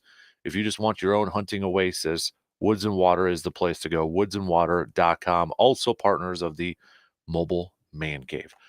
Forgot to mention in our local sports roundup, but it was big news on Saturday, and it's in your neck of the woods there. But a changing of the guard, if you will, at McDonald for girls basketball. I'm sure everybody's heard about it by now, but I mean that's in your neck, so It is. it's a big loss Yes. for that program. It right? is, and the work is already under their way there to find another Mhm. another high level coach like they had with Coach Cooper. Coach Cooper's making his way to McDonald, where he's going to be. Right now he's assisting the Regis football team here in the fall, and then in the winter he'll be assisting the girls basketball team for Coach Joe's. Mm-hmm. And I mean that's a big addition for Regis. It is. To have him over there. Yep. But definitely when you talk about a lot of state appearances and championships, last 4 years for state, championship in 2023. So yeah, it's going to be big shoes to fill. It is for sure, and yeah, we'll get a time frame on that a little bit more. But that's going to be something that'll be within the next month or two, because obviously basketball is not that far away. As much as we want to talk about fall just starting, so that'll I'm sure that'll be a job. I think there's going to be a good group of candidates. I think so. I think there's going to be a lot of there's talent there to work with as far as players go. So I think that's and that's a team that even with some graduations and stuff, that's still going to be a very competitive McDonald team in the conference. Which once we get there, Fall Creek will be there. Obviously, Regis will be there. That'll be very interesting. Yeah, that will be. That would be if they had like some scheduling. That might be a primetime one. That might. I do know that the first McDonald versus Regis girls game is pretty early in December. That's like the conference opener. So okay, so you might know where you're going to be at. There's a decent chance. There's a decent chance. Okay, we got about 10 minutes to the top here. So since we only have 10 minutes, let's talk about Christian Yelich here for a minute. Then we'll get really into more Brewers in the next hour here. But obviously the plan didn't go to what they were hoping for, a couple weeks ago, that he wasn't going to do surgery. He was going to rest it and see what happens. And then obviously wasn't working out. So he's undergoing season-ending surgery. And for anybody wondering, could he go back for the postseason? I wouldn't. No, that ship has sailed. Yeah. So that's more than likely not going to be a possibility, especially as you heard from Dr. Crow a little bit earlier. Back surgery is a little tricky, and you'd want to try to avoid having those type of surgeries. But I mean, it sucks, right? I mean, he was an all-star. He was having an all-star season. You're missing a guy who was hitting over 300, and his OPS, I believe, was over 800 off the top of my head. I mean, this was a guy that was kind of giving you flashbacks of 18-19. So missing him in this lineup, let's call it what it is. It stinks. It sucks. Right. The team is worse without having him out there. So, and that's just kind of, I think when it was first announced, this is kind of what I expected. Yeah. I didn't think the idea of he'd be able to kind of rest and rehab it, and it just seemed like they were too far down that road. Yeah. So hopefully this can help just maintenance going forward. I think there's going to be a fair amount of maintenance, kind of like the later years of Ryan Braun, where you would get those maintenance days. Now, obviously, that's a little bit easier because you can get a maintenance day and just DH for a while. But this is just something that they're going to have to be very aware of, because he still has, I think, 4 or 5 years left on his contract after this, so he's not going anywhere. Right. So it's just something that they're going to have to work through. Right. So maybe it's a good thing now with we always say about it with, well, they got a lot of depth at this position, whether it's like football, basketball, baseball. It's funny how it always ends up kind of working itself right, out. exactly. Even with them trading Joey Weimer, I mean, Jackson Cheerio has really stepped up, and I mean that's going to be interesting, isn't it? Like when Christian Yelich comes back, not to look too far, but if Jackson does, if his best position is left field, I think you're just ultimately going to get a lot of Christian Yelich DH. yeah. And I'm kind of a bit like they did this year, because I'd have to look at the breakdown, but I think he definitely DH more than he played the outfield. So Okay. I think there's a way to work that. Yeah. But that's because would you agree? Is that Cheerio kind of his best spot right now? Is left probably. field? Oh, my mistake. I mean, Yelich played 74 games, trying to do math in my head. And he had 48 in left field and 26 at DH. So, okay. I mean, it's about 2 to 1-ish, almost. Yeah, 2 but to 1, I think that could go up more. Right. Next year, obviously. But no, I would probably say, Churio has, left field is probably, I mean, he hasn't played any center field, even though he did in the minors, but mostly because I think at this point you had other superior center fielders on the roster with Blake Perkins, who's now on the injured list, but then and Garrett Mitchell and Sal Frelick. Right. I think that's mostly been Garrett Mitchell's spot right now, given that they have just those three that they're kind of working through. Could you see a really good scenario where this is the 3 for the next few years in that spot? Possible, yeah, for sure. I do think that ultimately still Blake Perkins is best. Is just kind of like that backup guy that comes in late for a defensive sub, but also gets a couple starts a week. But I think they would like it to be right. They each bring out something a little bit different to the table, and this is really their first chance to kind of run for all of them to run with it. Right. So I mean, way too early to be discussing maybe what career wise. Nobody knows this. Anybody can sit there and say it's a career ender, but we'll get to that point. Yeah, we once don't know. We don't know. We don't know. Obviously, modern science has come a long way, but right. We'll see how far. It for this point in time, it stinks. Yep. It sucks. So it puts a little bit more pressure on the young guys to kind of fill it. And everybody else just in general. Right. Pitching staff, I would say. Yeah. I mean, everybody's got to step it up a little bit. Even your veterans like Adames and Contreras. Yep. Everyone's just Hoskins. everyone's just got a little bit more on their plate. Right. But I will say this. And it's still, I mean, it looks like they're 9 games ahead. Don't want to put the horse in front of the cart or anything like that. But cart before the horse. Cart before the horse. Always goes in front of the cart. Right. Otherwise, the cart's not going to pull the horse. You're right. You're right. Thank you for correcting that. But looking at this, if they make the postseason, which I think they will, how the heck, when you lose Christian Yelich, who was having an all-star season, you miss him for the second half. You've missed Devin Williams the first half. You get traded Corbin Burns, a week before spring training. Brandon Woodruff we knew wasn't going to pitch this year. Wade Miley got hurt. If anybody else votes for Pat Murphy for manager of the year, should get their vote taken away. For all that stuff to have happened. And they even finish 8-9 games ahead in first place. Yeah. Well, man, first of all, the Brewers are a game and a half out of the top spot in the National League. Right. Now, granted, they're not going to win either of those tiebreakers if it comes down to it with the Phillies. Well, I think they play the Phillies. They do, but they would have to sweep. They would have to sweep that series to pull even. So, assuming that does not happen, they would have to outright beat those teams. But they're a game and a half back. So, and that NL West race is the Dodgers have got some heat. Got some heat on their feet right now between the Padres and the Diamondbacks catching up. They're both within a couple games, so and they're playing very well. So, and you don't like to do the whole moral victories thing, but just think back to middle of January. Yeah. Someone told you, hey, by the beginning of August, the Brewers are going to trade Corbin Burns. Devin Williams is going to miss the first half of the year. Christian Yelich is going to miss the second half of the year. And he was vintage Yelich, sort of thing. The numbers. Knowing kind of what we expected, a lot of people expect out of this team at the start of the year, how would you expect that season to go? Probably not great. Willie Adames might have been traded. One of us did predict that. Yeah, me. And even I had them as 10 games over 500.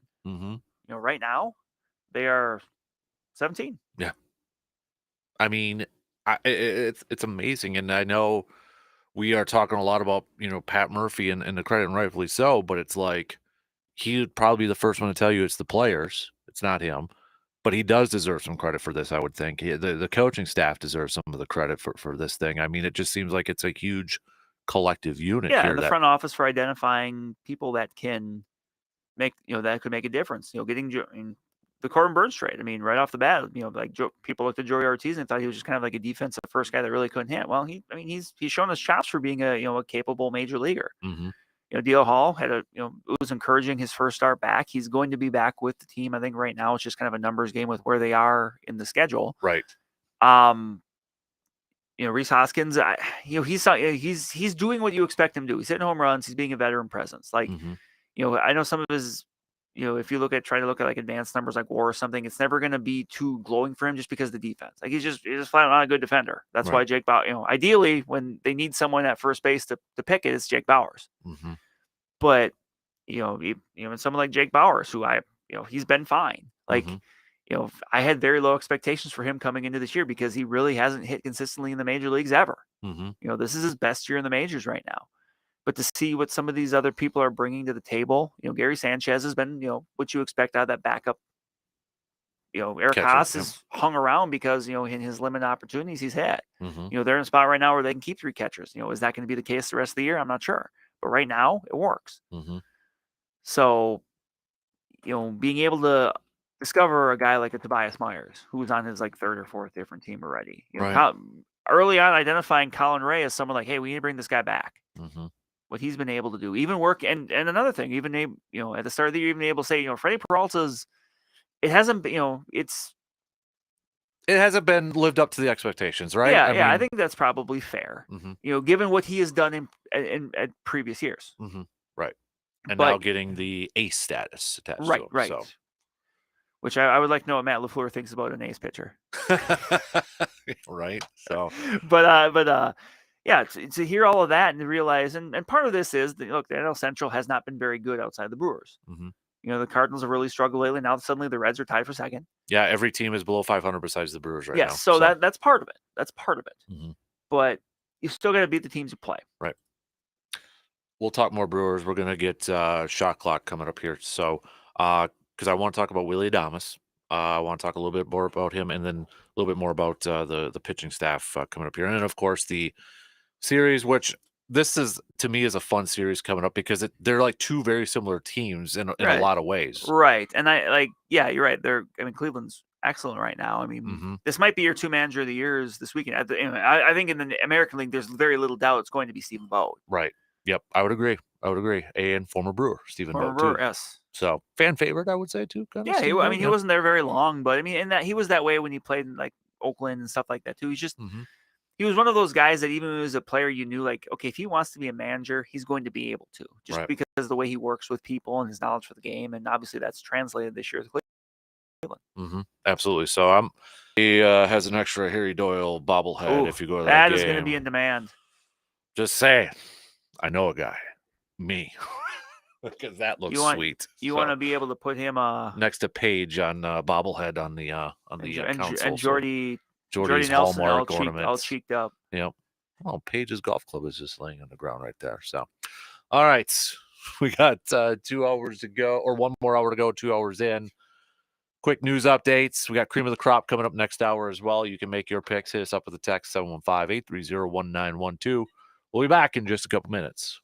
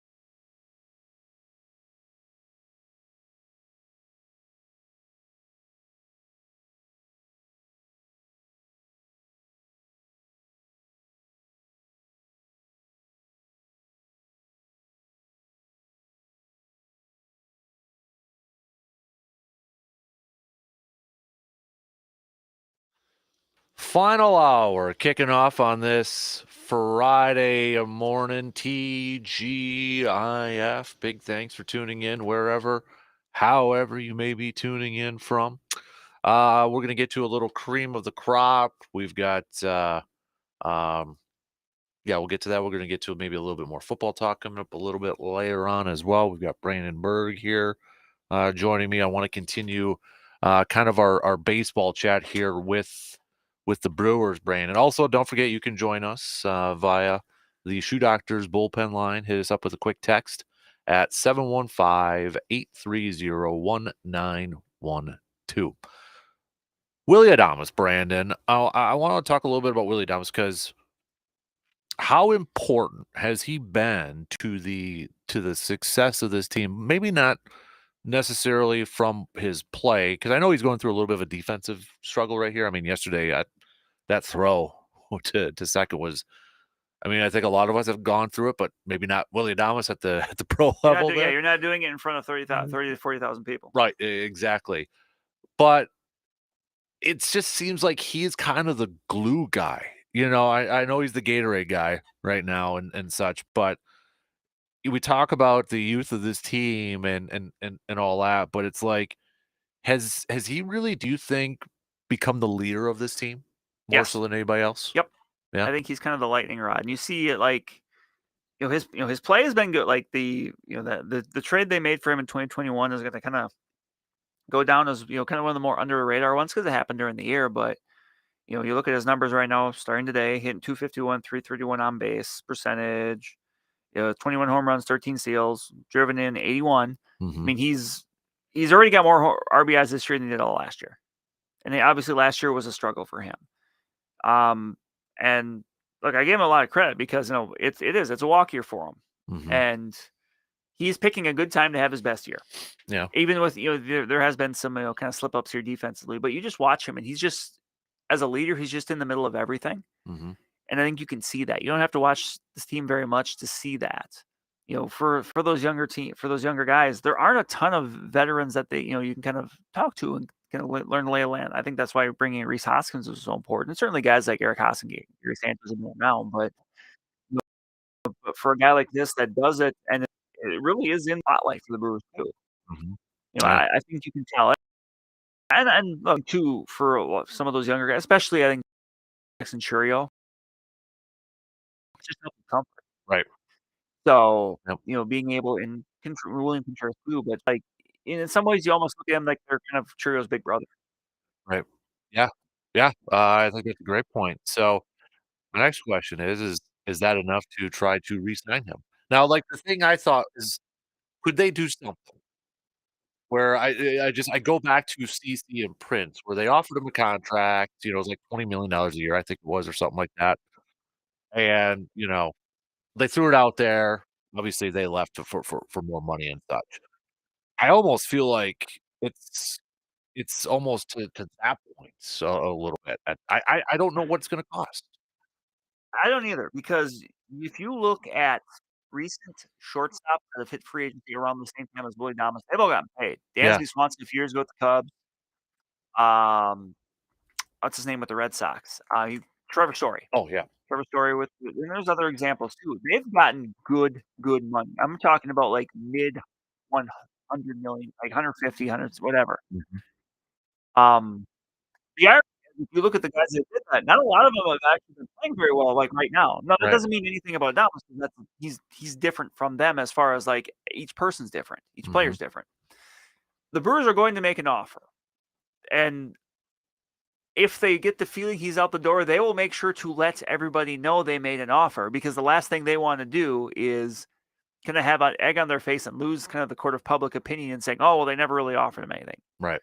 They're going to say they offered. I'm sure they're going to say, hey, we offered him a competitive deal. They're going to give him the qualifying offer, which for those that don't know is for a pending free agent. It's like a 1-year contract, essentially, like around like $21 million. Mhm. You do it because if you offer a qualifying offer and somebody rejects it, then you get a draft pick. Draft pick. Yep. So they'll do. And look, I'm sure if he accepted that, they'd be fine with that. Mhm. But they're going to do that just so, if nothing else, you can try to recoup a little bit with the draft pick. Right. That will come with it. But I think there's interest both sides that I think, Willie Adames would like to stay, but this is his chance to cash in. This is his chance to only get big his, contract, this is a right? chance to get, that, obviously he's already made a good amount of money, but like that, like I'm set for the rest of my life and my family is in good graces to money. Right. And, a player is always, especially with, their agent is always going to be looking for that. Right. Now, can they find some middle ground where, I don't know. Right. It's going to be one of those things like Willie Adames wants to stay in Milwaukee. Well, how bad? Like the Brewers want him to stay in Milwaukee. How bad? Like you're going to have to be able to work on that and find something that works for everybody. But, I give him a lot of credit for putting together his, arguably his best year in his walk year. That's what when you're about to hit free agency, that's what you want. And that can be kind of a distraction, but he hasn't let it. Right. So the next thing, because you're looking like, okay, how much money and such. And I know there's market values. I think I saw in Spot Track was like 25 million or something like that. 7 years, $25 million per year. How much does the fact that potentially you look at their young pitching staff in the next few years where maybe they're getting bargains based off of that? I mean, assuming Robert Gasser comes back and pitches kind of what we saw, we're seeing the emergence of Tobias Myers. DL Hall, if he can transition into that. I know Jacob Mizorowski is, AAA and making that push there. And Aaron Ashby, I think, is kind of an unknown now, it seems like at this point. Right. But it seems like younger options at the pitching department.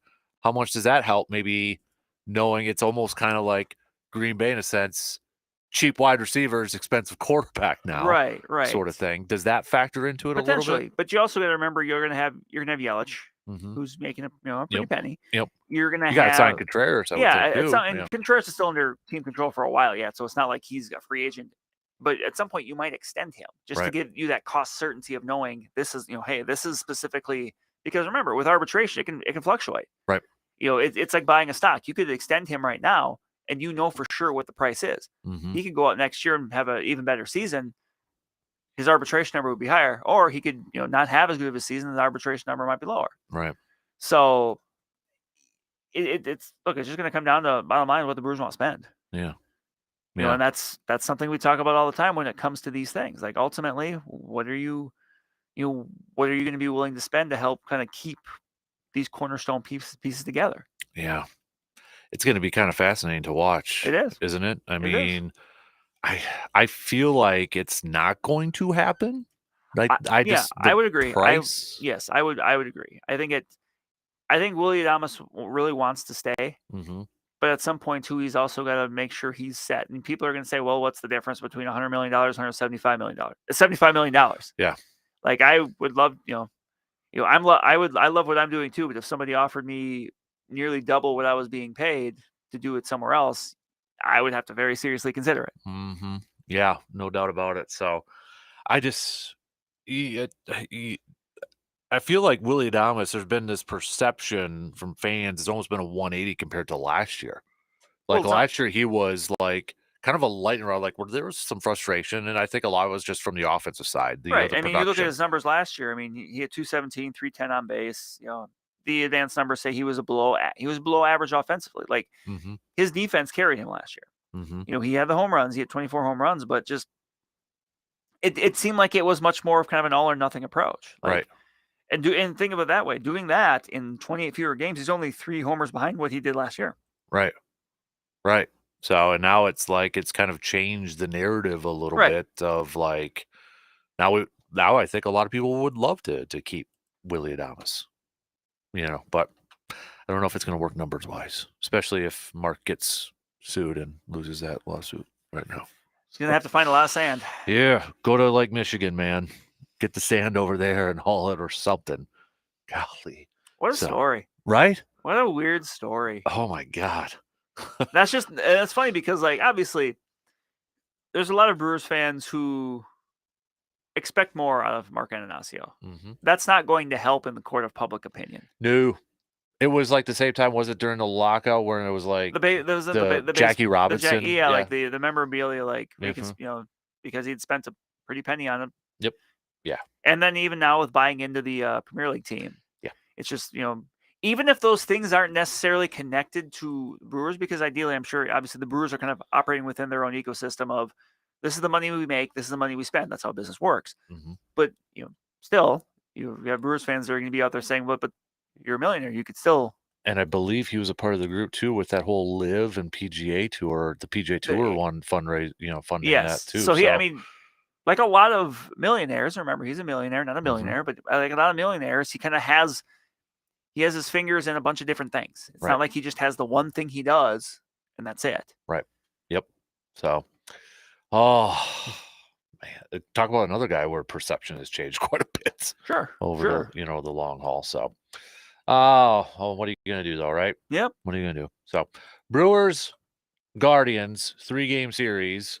I'm excited for this one. I agree. I think this is the matchup of the two manager of the years. I mean, if anybody else votes for somebody other than Pat Murphy in the National League, considering No everything offense going to on. Rob Thompson or I guess at this point maybe Dave Roberts, but even like looking at the other teams in the playoff race, it's the Padres. Right. It's the Diamondbacks who won the World Series last year. And it's the Right. Braves. And look, Brian Snitker has done a good job of kind of keeping them afloat with all the injuries they've had. But generally, that award goes to kind of the team that you kind of figured like overachieved. Like last year, it went to Skip Schumacher, the Marlins. Yeah. Yep. Because they made the playoffs when nobody expected them, and look where they are now. Right. But this would be the year where, like, assuming assuming the Brewers obviously don't fade big time down the stretch or whatever. But like, if it wasn't, to me, it's not like there's another great option. Right. The Marlins one I can understand because the Brewers were kind of expected to be where they were last year. The Marlins weren't. That's right or wrong. That's the guidelines that it comes down to a lot of times when people vote for manager of the year. It's which team overachieved. Yep. And I think you can make that case for the Brewers, given the offseason narratives, more so than the Phillies or the Dodgers or the Padres or the Diamondbacks or the Braves or whoever else. Right. World Series preview perhaps tonight. I would love that World Series. I don't know if Major League Baseball would. No, I would. Part of me, I would love it, but part of me would also be like, oh, someone's got to lose. Yeah. So it's like, oh, crap. Yeah. But I mean, we will just call it what it is. It's the Bob Uecker World Series or the Harry Doyle World Series. Could you find a way to throw the first pitch in both stadiums with those? That would be awesome. But he'd have to be introduced as Harry Doyle in Cleveland, even though that it was filmed. The first one was filmed at County Stadium. Yeah. So, but still, it would be pretty darn cool. But nonetheless, how big of a start is this for Aaron Savali? Had a nice start, his previous starts. Kind of we talked about. He's like, okay, we got to start to see something. Yeah, he got some early run support and was able to just pitch confident. And I think he just had like the one bad inning. But right. Yeah, no, this is big. I mean, for him, every one of these is going to be. Because he's just one of those guys that's not on as firm of ground as Colin Ray or Tobias Myers. And I mean, I'd even say Freddie Peralta. Obviously, Freddie Peralta hasn't pitched to the expectations a lot of us have had for him. But if the playoffs started right now, he's still in that rotation. Exactly. It's him, it's Ray, it's Tobias as your top three, right? And then maybe that fourth one, this is where you're looking to see if somebody, be it Montas or Savali or somebody else. Dale Hall. Yeah, if somebody can kind of firm their footing for that. Because you only need 4 for the to start. Or do they decide that's a combo sort of thing? Yeah. Is that where you bring Joe Ross a time through, and then you come out with D.L. Hall, and the next time through. Do you just kind of try to Frankenstein a pitcher for that day? Right. And the Brewers have done it in the past. Yeah. I mean, speaking of pitching, it sure seems like Trevor McGill had a good rehab outing with the Timber Rattlers. You look at what Devin Williams has done in the last 2 games. Right. Trevor McGill, when he comes back, he'll be the 8th inning guy. That's fine.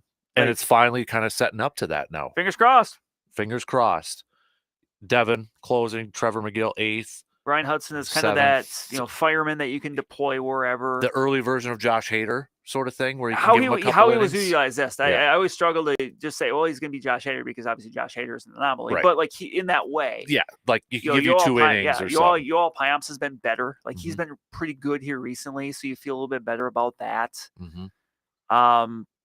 Yeah, and you got Koenig and Wilson still in the bullpen. It can give you a couple innings, so.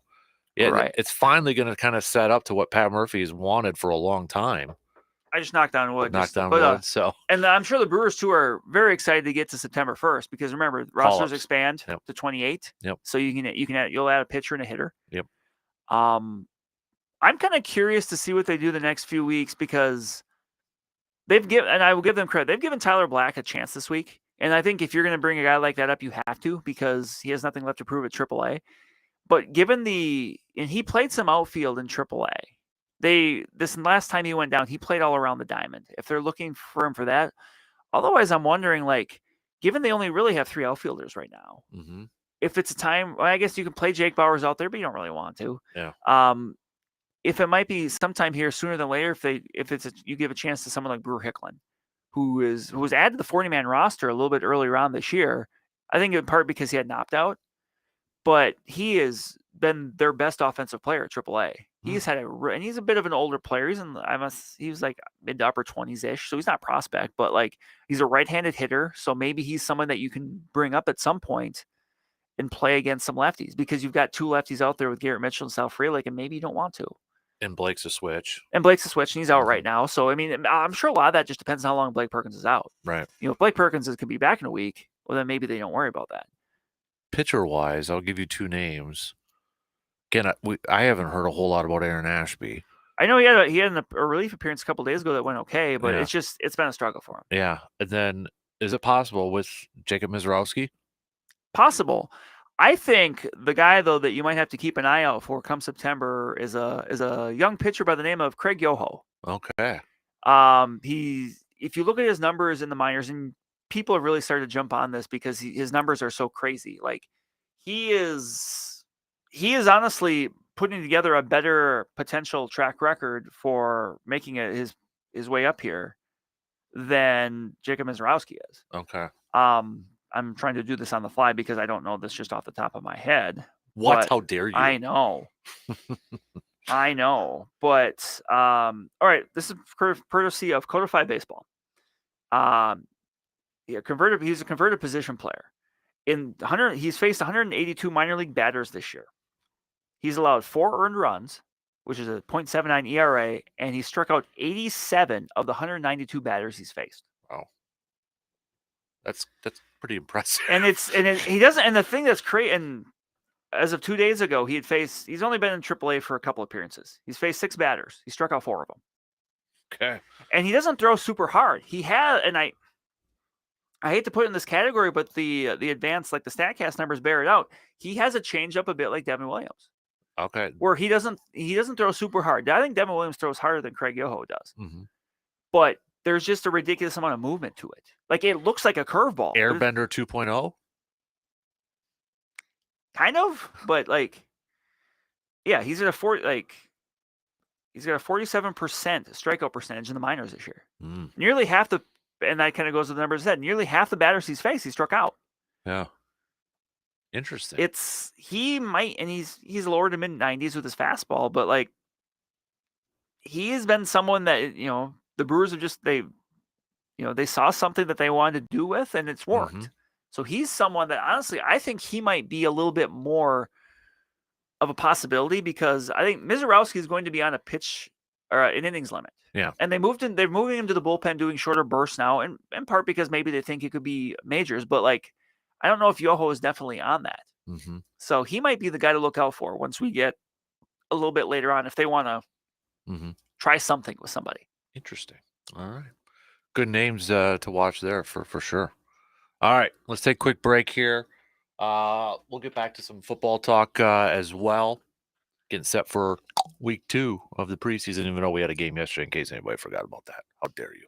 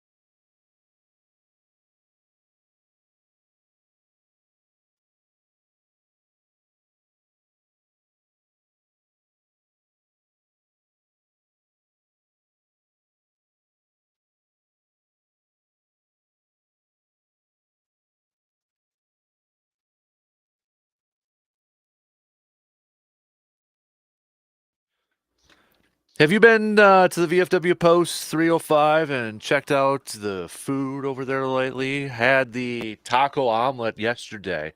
Remember, when Donna was over at the golf outing and talked a Yeah. little bit about taco omelet? Shout out, G-Man dropped it off. Ooh. Taco Oh, omelet was I was gonna fantastic. say it's Big. Oh, it was sounds like it. awesome. You can get it with chicken or beef on there too. So definitely worth trying over there. And well, weekends, breakfast served until noon. So you got plenty of time, people out there. If you're an early riser or a not so early riser. Yep. From their omelets or Friday fish fry. Today is Friday. VFW Post 305 has something for everyone. Plus their expanded kitchen hours. They're your new go-to place for a meal, good company, and good entertainment with music happening on Wednesdays and Saturdays. So the next time you're wondering where you should be doing breakfast, dinner, or lunch, head on over to VFW Post 305, located at 1300 Star Avenue in Eau Claire. Also, want to remind you too, with kind of getting into the fall sports season, youth teams, prep teams, sports teams in general. If you're looking maybe for some new gears, like some new jerseys or swags, or you want to sell some merchandise, look no further than our good friends at Resonance Branding Company. Ben, Matt, Eric, Quinn, the entire team over there. Fantastic. They're the official swag provider of our program and the podcast.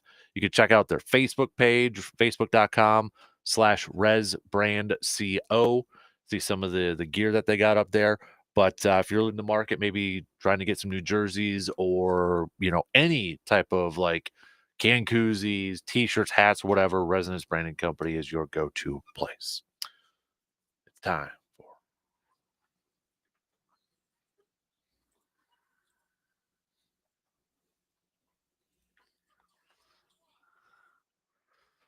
who or what is your pick for cream of the crop? I'm going to tie this into something a bit locally that we didn't talk about, but I figure this is a good time too. This weekend, the Class A WBA finals. That's three, right. 3 of the 8 teams left are from the CRBL. Mm-hmm. The Cadott Red Sox, the Chippewa Falls Lumberjacks, and the Tilden Tigers. Tilden getting in. They got in because of ineligible player on another team. But, Spring Valley, I think, was yeah, and they ended the 2 seed, which they had a strong year. Tilden won the championship last year, of the one division format. So they will actually play Chippewa Falls tonight in a quarterfinal in River Falls. All those games in that are in River Falls. They play after Cadott plays the River Falls Fighting Fish, the 1 seed. So that's the 1-8 matchup, and Tilden and Chippewa's 2-7. For Cadott and Chippewa, it's the first time since the 80s that they've made that second weekend. It's called the WBA final. Mm-hmm. The final weekend of that state tournament. Right. And both of those teams I know they've got a lot of younger guys on it, kind of the next generation, so to speak, for their respective teams. But I mean, it's really cool to see. It's a big deal. I mean, there's been a lot of CRBL teams that have made that. I mean, within the last handful of years, I know Osceola's won in Eau Claire. The Cavaliers won, I believe, 2019. Tilden won last year. Mm-hmm. So the CRBL is always very well represented in that tournament. And again, they're going into it with nearly half the field left. Mm-hmm. And I mean, obviously guaranteed at least one semifinalist with 2 of them That's playing. true. So, that's going to go on through Sunday. That's at, I think it's First Bank Stadium or Field over in River Falls, which is a very fantastic facility. Like if you've ever been there, you can see why they're hosting. Mm-hmm. But if you want to go watch some baseball, some high level baseball, some of the best teams in the, amateur teams in the state, that's where they're going to be. The other one, the Class B one, there's no teams immediate in this year, but there's some from, I guess, the area, but that is going to be up in Whittlesey. Nice. There you go. I had to drop the Whittlesey mention there. Fantastic. I've been there, but not in a while. To watch baseball or to play softball or what? Softball. When did you play softball? I didn't play softball there. I watched my dad. Oh, okay. So like I said, it's been a while. Upper or lower diamond? I remember him playing upper. Okay. But I think at some point they probably did play lower. But I remember. I mean, if you were a kid, you had to barrel roll down the hill. Oh, yeah, you wanted to anyway. It's like rolling down the hill at Miller Dam. Yeah. I did that way too much, which probably explains a little bit about me. But the Whittlesey one's a little bit taller. It is. So, but I remember watching games with him playing in the upper field. So I still want somehow to get my hands on a 90s Whittlesey Lions Little League hat. That's where I play Little League. So, I mean, it's the red trucker hat with the string in the front, the mesh back and everything. So I still have to find nothing on eBay. I don't think. You're but telling me there's not a thriving market for Whittlesey Lions? somebody dig through your attics and try to see if you could Dan will find pay an one. irresponsible amount of money for it. I might pay a little bit for it, absolutely. So I mean, I used to have a jersey too. I have a friend of mine that not that long, well, about 5 or 6 years ago, still had like his 5th or 6th grade basketball T-shirt, and he wore it for an alumni tournament because he still fit in it. Well, jerk. I might be able to top that. Oh yeah, Casper Classic. You probably saw a guy running around a Barry Sanders jersey. he did. So that's my buddy Jake. Okay. That's the same Barry Sanders jersey he had in elementary school. I'm jealous. Right? I'm jealous. So if anybody was there and you saw a guy running around in a Barry Sanders jersey, that is the same one. Because I can still, I don't know why I remember this, still remember him in art class in like 3rd grade, 2nd grade, whatever it was, 4th grade, wearing that thing. And he took it as, that was what he wore for school pictures one year too. Same one. Top it all off, the hat he was wearing, because it's typical Jake, Tombstone Pizza.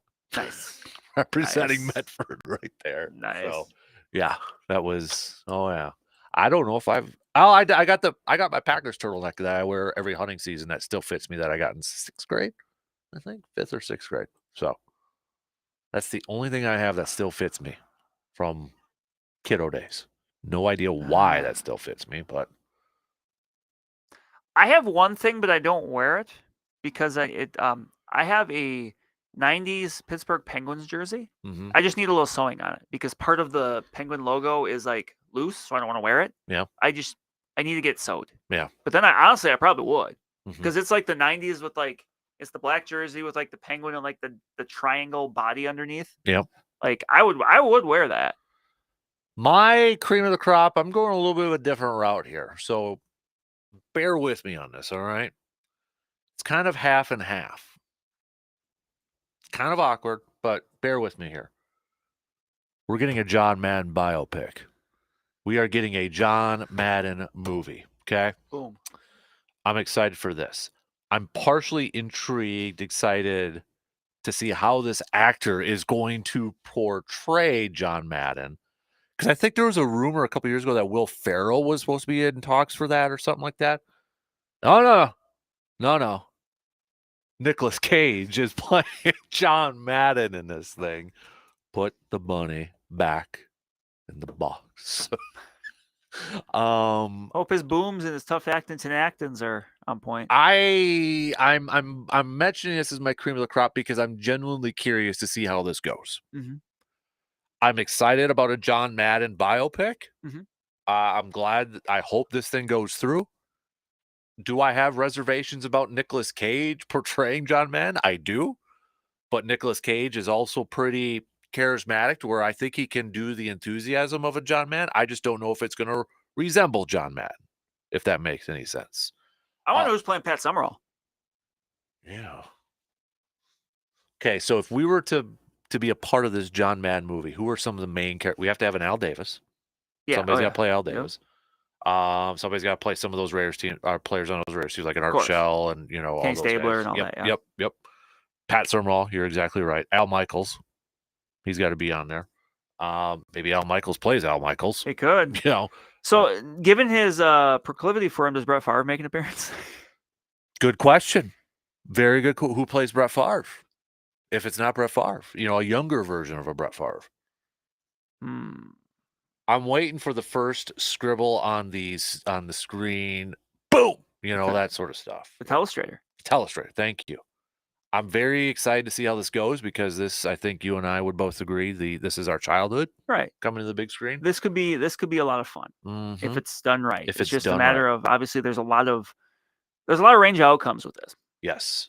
So I was trying to think of that. Like, okay, that's a good question. Who would play Pat Summerall? Because they'd have to have that very monotone type of delivery, right? Boy, I'm not good at neither am I. And let's put it this way: if someone told you that they were doing a John Madden bio and they asked you, would you have ever thought about casting Nicolas Cage? No. So there we go. Like this could be someone we don't even think of. But here's the thing too that I've learned my lesson. I'll go back to The Dark Knight. Yeah, and that's it. Keith Like Ledger, I'm yeah. even though it's not what I would expect, I'm only give it a chance because Yep. sometimes I've some learned things, my lesson. Yep, some things just work. Mm-hmm. I've learned my lesson Yep. from that. Yep. I will say though, how did Frank Caliendo not maybe get a little bit? I'm He might have sure been. the name. I know he might have been a little too over the top. Yeah.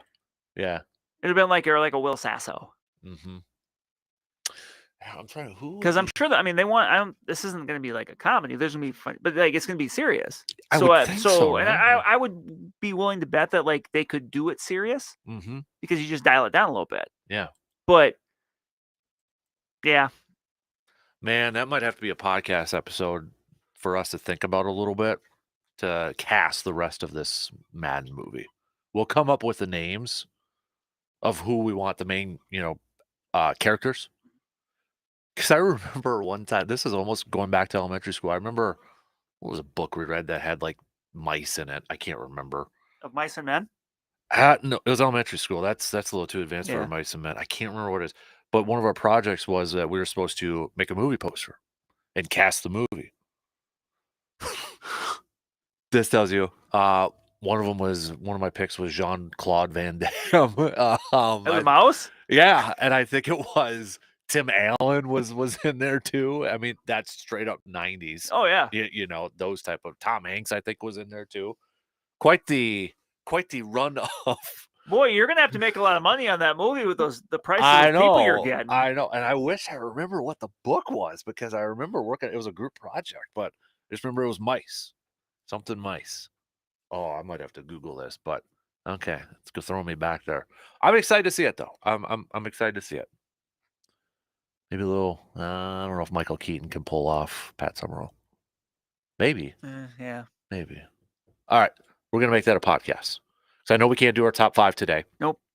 Can't do our top 5. But so Surveyor had a question or had a nomination. He did, and I like that question. But Yep. yeah, next week I should be able to because I don't have something I got to go to in the morning. So wasn't Stuart Little because it was multiple mice. It was more than just one.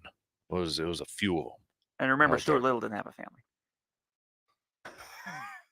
I I apologize to all the Stuart Little fans out there for that. Yeah. Way to ruin it for everybody out there, dude. So I'll have to think about it. Maybe it was the Rescuers? I don't know. So I'm Googling it right now. I'll have to look it up. So all right, that's your cream of the crop here. Before we take a break in a few minutes here and do some picks and predicts, Brandon. I mean, we talked a little bit with Dr. Crow and such, but the McCarthy, knee injury and such. I mean, this is where Minnesota, I don't think is in a panicky because they were preparing for Sam Darnold to be the starter. There was a possibility that he didn't play this year anyway. Mm-hmm. But what you're missing out on all those practice reps because he's still going to be around to do all the mental rep things. Yep. But what you were missing out on was just the practice reps of the the repetition. Mm-hmm. Yep. So and he was pushed. I mean, there was a lot of positive stuff. He was going to get maybe some. There were good things that came out of Saturday's game. So, but yep.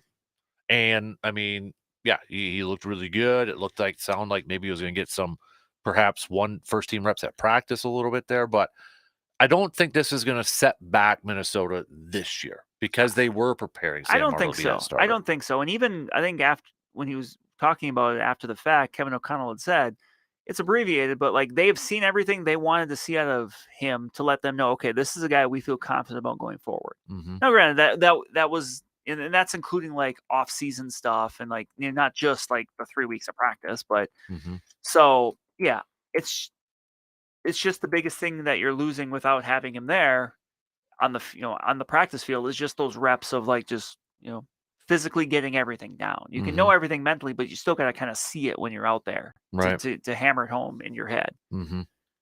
Yeah, so it stinks obviously because of those practice reps and such, but at least they were prepared, right? It wasn't like he was coming into the year where they said say they didn't sign Sam Darnold. Say they just said, you know what, Nick Mullins, we feel good about him being the backup, and JJ McCarthy's going to be our starter. Mm-hmm. Now, if that were the case, they would be in big time trouble now because Nick Mullins is He's the kind of guy that can throw for 400 yards every game, and he did a few games down the stretch last year, but he's also going to probably throw 4 picks when he does it. Right. He's the gunslinger. He's the guy that's like, you know what, I'm going to take a chance. And sometimes that works. Mhm. Sometimes it doesn't.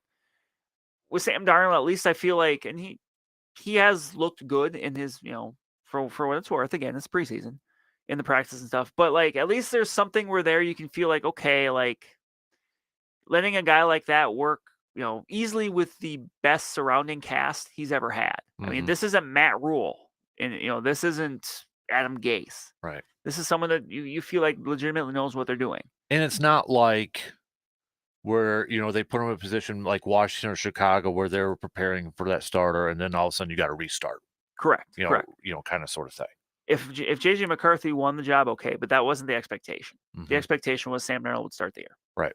Yep. So. So. Well, we shall see. It was just kind of one of those things where as the week developed, and then I finally had seen it on, was it Wednesday, Tuesday or Wednesday, whenever it was, I just all I could do just kind of go, yeah, that seems about right.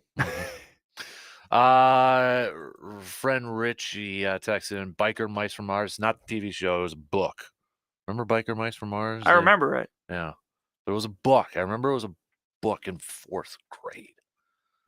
God, it's going to bug me. I just remember my movie poster had cheese on it too. So, Because of mice. yeah.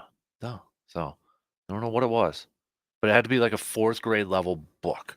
And there was multiple, like not just one mouse in it. There was a few because we had to, it was Tom Hanks, Tim Allen. I think there was actually 4. Tom Hanks, Tim Allen, Jean-Claude Van Damme, and I think I casted John Candy as one. Well, when I searched this, the first book that came up was Stuart Little, so I think you're wrong. It has to be Stuart Little. It's not Stuart That's Little. what a popular search engine. I'm kidding. It's not Stuart Little. I know it's not Stuart Little. Is it I'm Ready to Read with Minnie Mouse? It's not Minnie Mouse. None of these names, I've Googled it too. There's a book of 100 best kids mice beat. Yeah, that's why Rescuers is number 1, and I'm say, wondering if it is Rescuers on there. Okay, yeah. But that does not ring a bell. It does not ring a bell. I know there was one chunky mouse, and that's why I think John Candy was the voice of that one, because he was like a more, you know what I mean. So, well, I was thinking at first of you said Rescuers. I was thinking of Chippendale Rescue That's Rangers, what I thought it was. But that wasn't. I don't think that's a book. No, that's why when I saw that, I'm like, oh, that's. And now I got that song stuck in my head. Good job. Ooh, yeah. I'll have to. God, man, you're talking early. I'll never figure this out, and it's gonna bug me all day because we get on these stupid tangents, Brandon. You and I do, and then that can't think of something, and then it's gonna bug me, and it's gonna ruin the rest of my day. So, thank you. I appreciate that. Although it was my fault for bringing up movie stuff and John Madden and that, right? You're really trying to find that right now, aren't you? I mean, you're look, going down a rabbit hole right now. This is be easier for you to do because you're going to probably know when you see it. I'm not. Nothing's just ringing a bell. All right, quick break. We'll be back.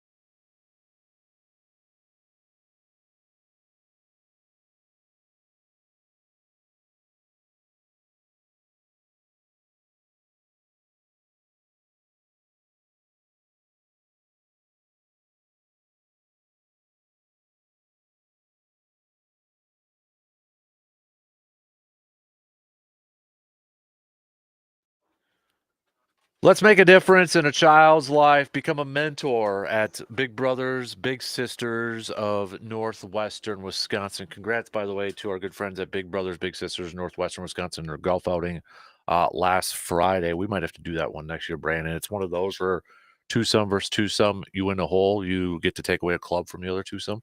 Oh, nice. Yeah. I like that. Yeah. So, but we got a waiting list of kiddos looking for some mentors. Let's flip-flop that list. We should have a list of mentors waiting to help out some kids. We Sure. don't want any kids on that list. So if you are interested in helping out and being a positive influence in a young person's life, you can first you could go to Big Brothers Big Sisters of Northwestern Wisconsin, their Facebook page, for some information. Also bbbsnw.org,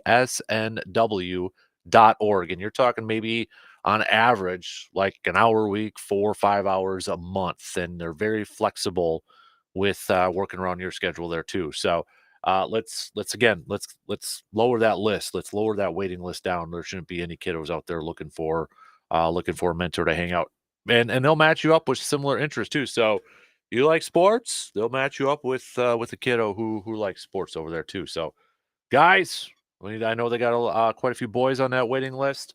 Let's help them out, all right? Big Brothers, Big Sisters of Northwestern Wisconsin. All right, it is time for some picks and predicts brought to you by the Elbow Room. Text coming on left and right now. Brought to you by the Elbow Room, located right next to the Banbury Place. Looking for someone to catch some of the games this weekend or such. Head on over to the Elbow Room, especially during the football season. Big time go-to place when it comes to the football season. But also, you can pre-register right now. You can't make any picks, but you can pre-register for our very popular Pro Football Weekly Pick'em Challenge on our website. Games will start to open up where you can make picks next week if you want to get some in early, Brandon, so you don't miss any. But Who would do that? right? Yeah, no kidding, man. So before we'll pick a couple preseason games here, but first off, let's start with Major League Baseball. All right, let's take a look at some of these games before we get to the Brewers and Guardians series here. Let's start with we'll throw this one in there. Toronto and the Cubbies. I'm gonna go Toronto. I'll go Toronto. 2 or 3. Sorry. 2 or 3. Yeah. I'm actually gonna go Cubbies winning 2 out of 3 in this one. How about Kansas City and Cincinnati? Ooh, Cincinnati knocked off the Cubs. I'm going to say they take Cardinals. Sorry, yeah. I'm going to say they take 2 out of 3 in that one. I'll go Kansas City. They're in that division race right now. So let's go with, I mean, they're really hot, but Arizona at Tampa Bay. Yeah, Tampa. I'm sorry, Arizona. Okay. Yeah, I'm going to go Arizona too. Boston at Baltimore. Ooh. Baltimore. Boston kind of needs this one, don't they they? do, but Yeah. I'm going to go Baltimore 2 out of 3. I'm going to go Baltimore too. Baltimore. They got their first game underway yesterday. Minnesota defeated them 3-2, but Minnesota, Texas. I'm going to say that Texas takes 2 or 3, so it's a 4-game split. All right. Yeah, I'm going to go split too. I'll go split. How about Dodgers at the Cardinals? So not only did the Cardinals get their butts whooped by the Reds, now they got the Dodgers before they got to take on the Brewers. So here's the thing. Who do the Brewers want to win? That's a good question. Because obviously you could say, oh, Cardinals, never want the Cardinals to win, but it's like the Brewers are close to the Dodgers for that second playoff spot. And that could really mean something because of how hot these wild card teams of Arizona and right. I know that there's some people that kind of subscribe to the idea of like, well, you want to keep playing, you don't want to take time off, but when that time off, if you can get that bye, you get that bye. We saw what happened last year with the Brewers when they didn't have it. Yeah. I'm gonna say the Cardinals 2 out of 3. I think they bounce back. I think I want the Cardinals to win because you play the Cardinals a couple more times, so at least you could take care of your own business that way. Right. I think, because right now Arizona and the Padres kind of scared me with how hot they're playing. if you're going to face them, you'd rather face them in a 5-game series Yeah. than a 3-game series or 2 best of 2. Yeah. Or 2 best of 3. Yeah. But yeah, I'm going to take the Cardinals. Well, that's tough, man. I think I gotta go with the Dodgers, even though I might be rooting for the Cardinals. And then we'll save it. Oh, Brewers, Guardians. You're making robot noises. Yeah. I'm gonna take Cleveland 2 out of 3. Oh, you Debbie Downer, you. Yeah. No, I'm gonna go Brewers. I think they lose tonight, but then they win their next 2.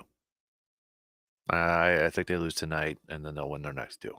Although I will tell you, I got every single game wrong in the Dodgers one. I got every nice. The first 2 I picked the Brewers, and then I said screw it. Well, after the first 2, I'm like, no, they're gonna lose, and then they won. I'm like, you know what? It works, so I'll pick the Dodgers. There you go. 4. So you understand the ability you have. Yes, exactly. So a couple preseason games here quickly, Brandon, because why not?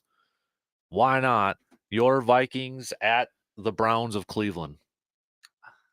Got to get this is preseason for our football picks too, man. It is. I'm even gonna remember to do them. I'm gonna take the Browns. The Vikings won their first preseason game under Kevin O'Connell last week. that's actually true. Yeah, I'm just gonna take Cleveland. What is maybe one or a couple things you're looking for in this game for your Vikings? Backup quarterbacks play now? Or, not really, because I think the biggest beneficiary of the JJ McCarthy injury is Jaron Hall, who was not making the team. Yeah. Who's could stick around as the third quarterback. Darnold's not playing. I don't really need to see much. You kind of know what you got with Nick Mullins.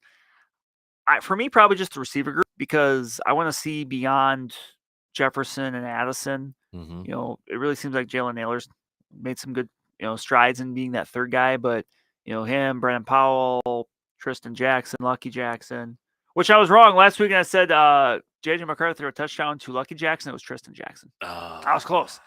But so that's probably what I'm looking at, just to see kind of who can establish themselves in that receiver pecking order. No offense, and I'm not trying to pick on you guys, but I'm sure you saw it too. I do not agree with Dan Orlovsky's receiver rankings in the NFC North. Green Bay was 1 and Minnesota was 2. And I know he counted tight ends, and he said Justin Jefferson counts as 2 in that, but you kind of made the case there a little bit too outside the top two. It's a little bit top heavy for him. Mm-hmm. So, yeah. I think it just shows. It just kind of shows. What do you value? Do you value the top end, or do you value a depth approach? Mm-hmm. There's and according to him, he valued the depth approach. He was looking for 5 guys, 5+ receivers. I'm like, yeah. I'm gonna go. Okay, Green Bay taking on Denver. I'm gonna go Denver in this one. Bo Nix versus Bo Nix going nuts. Sean Clifford and all. But here comes Michael Pratt. Hey, I'm taking the Packers. You're taking the Packers. Michael Pratt, Pride of Tulane. He's pushing. He's pushing right now. Just say don't. This is gonna. Will we get people pushing to have Michael Pratt start week 1? Like we had Sean Clifford last year? God, that was annoying. So, Richie's mom says Cinderella with her mice. It was not Cinderella. What's the book? Nope. I wouldn't know if this is unfortunate, because the only person I can answer this is you. Or my 4th grade teacher, Mrs. Walhart. If she's got those lesson plans from all those years ago. Reach out. I don't know if she still teaches or not. It's been a while. So, all right. Have a good weekend, you crazy animals. Dan Patrick Show's up next. We'll be back at it again Monday morning, 6 a.m. Talk to you then.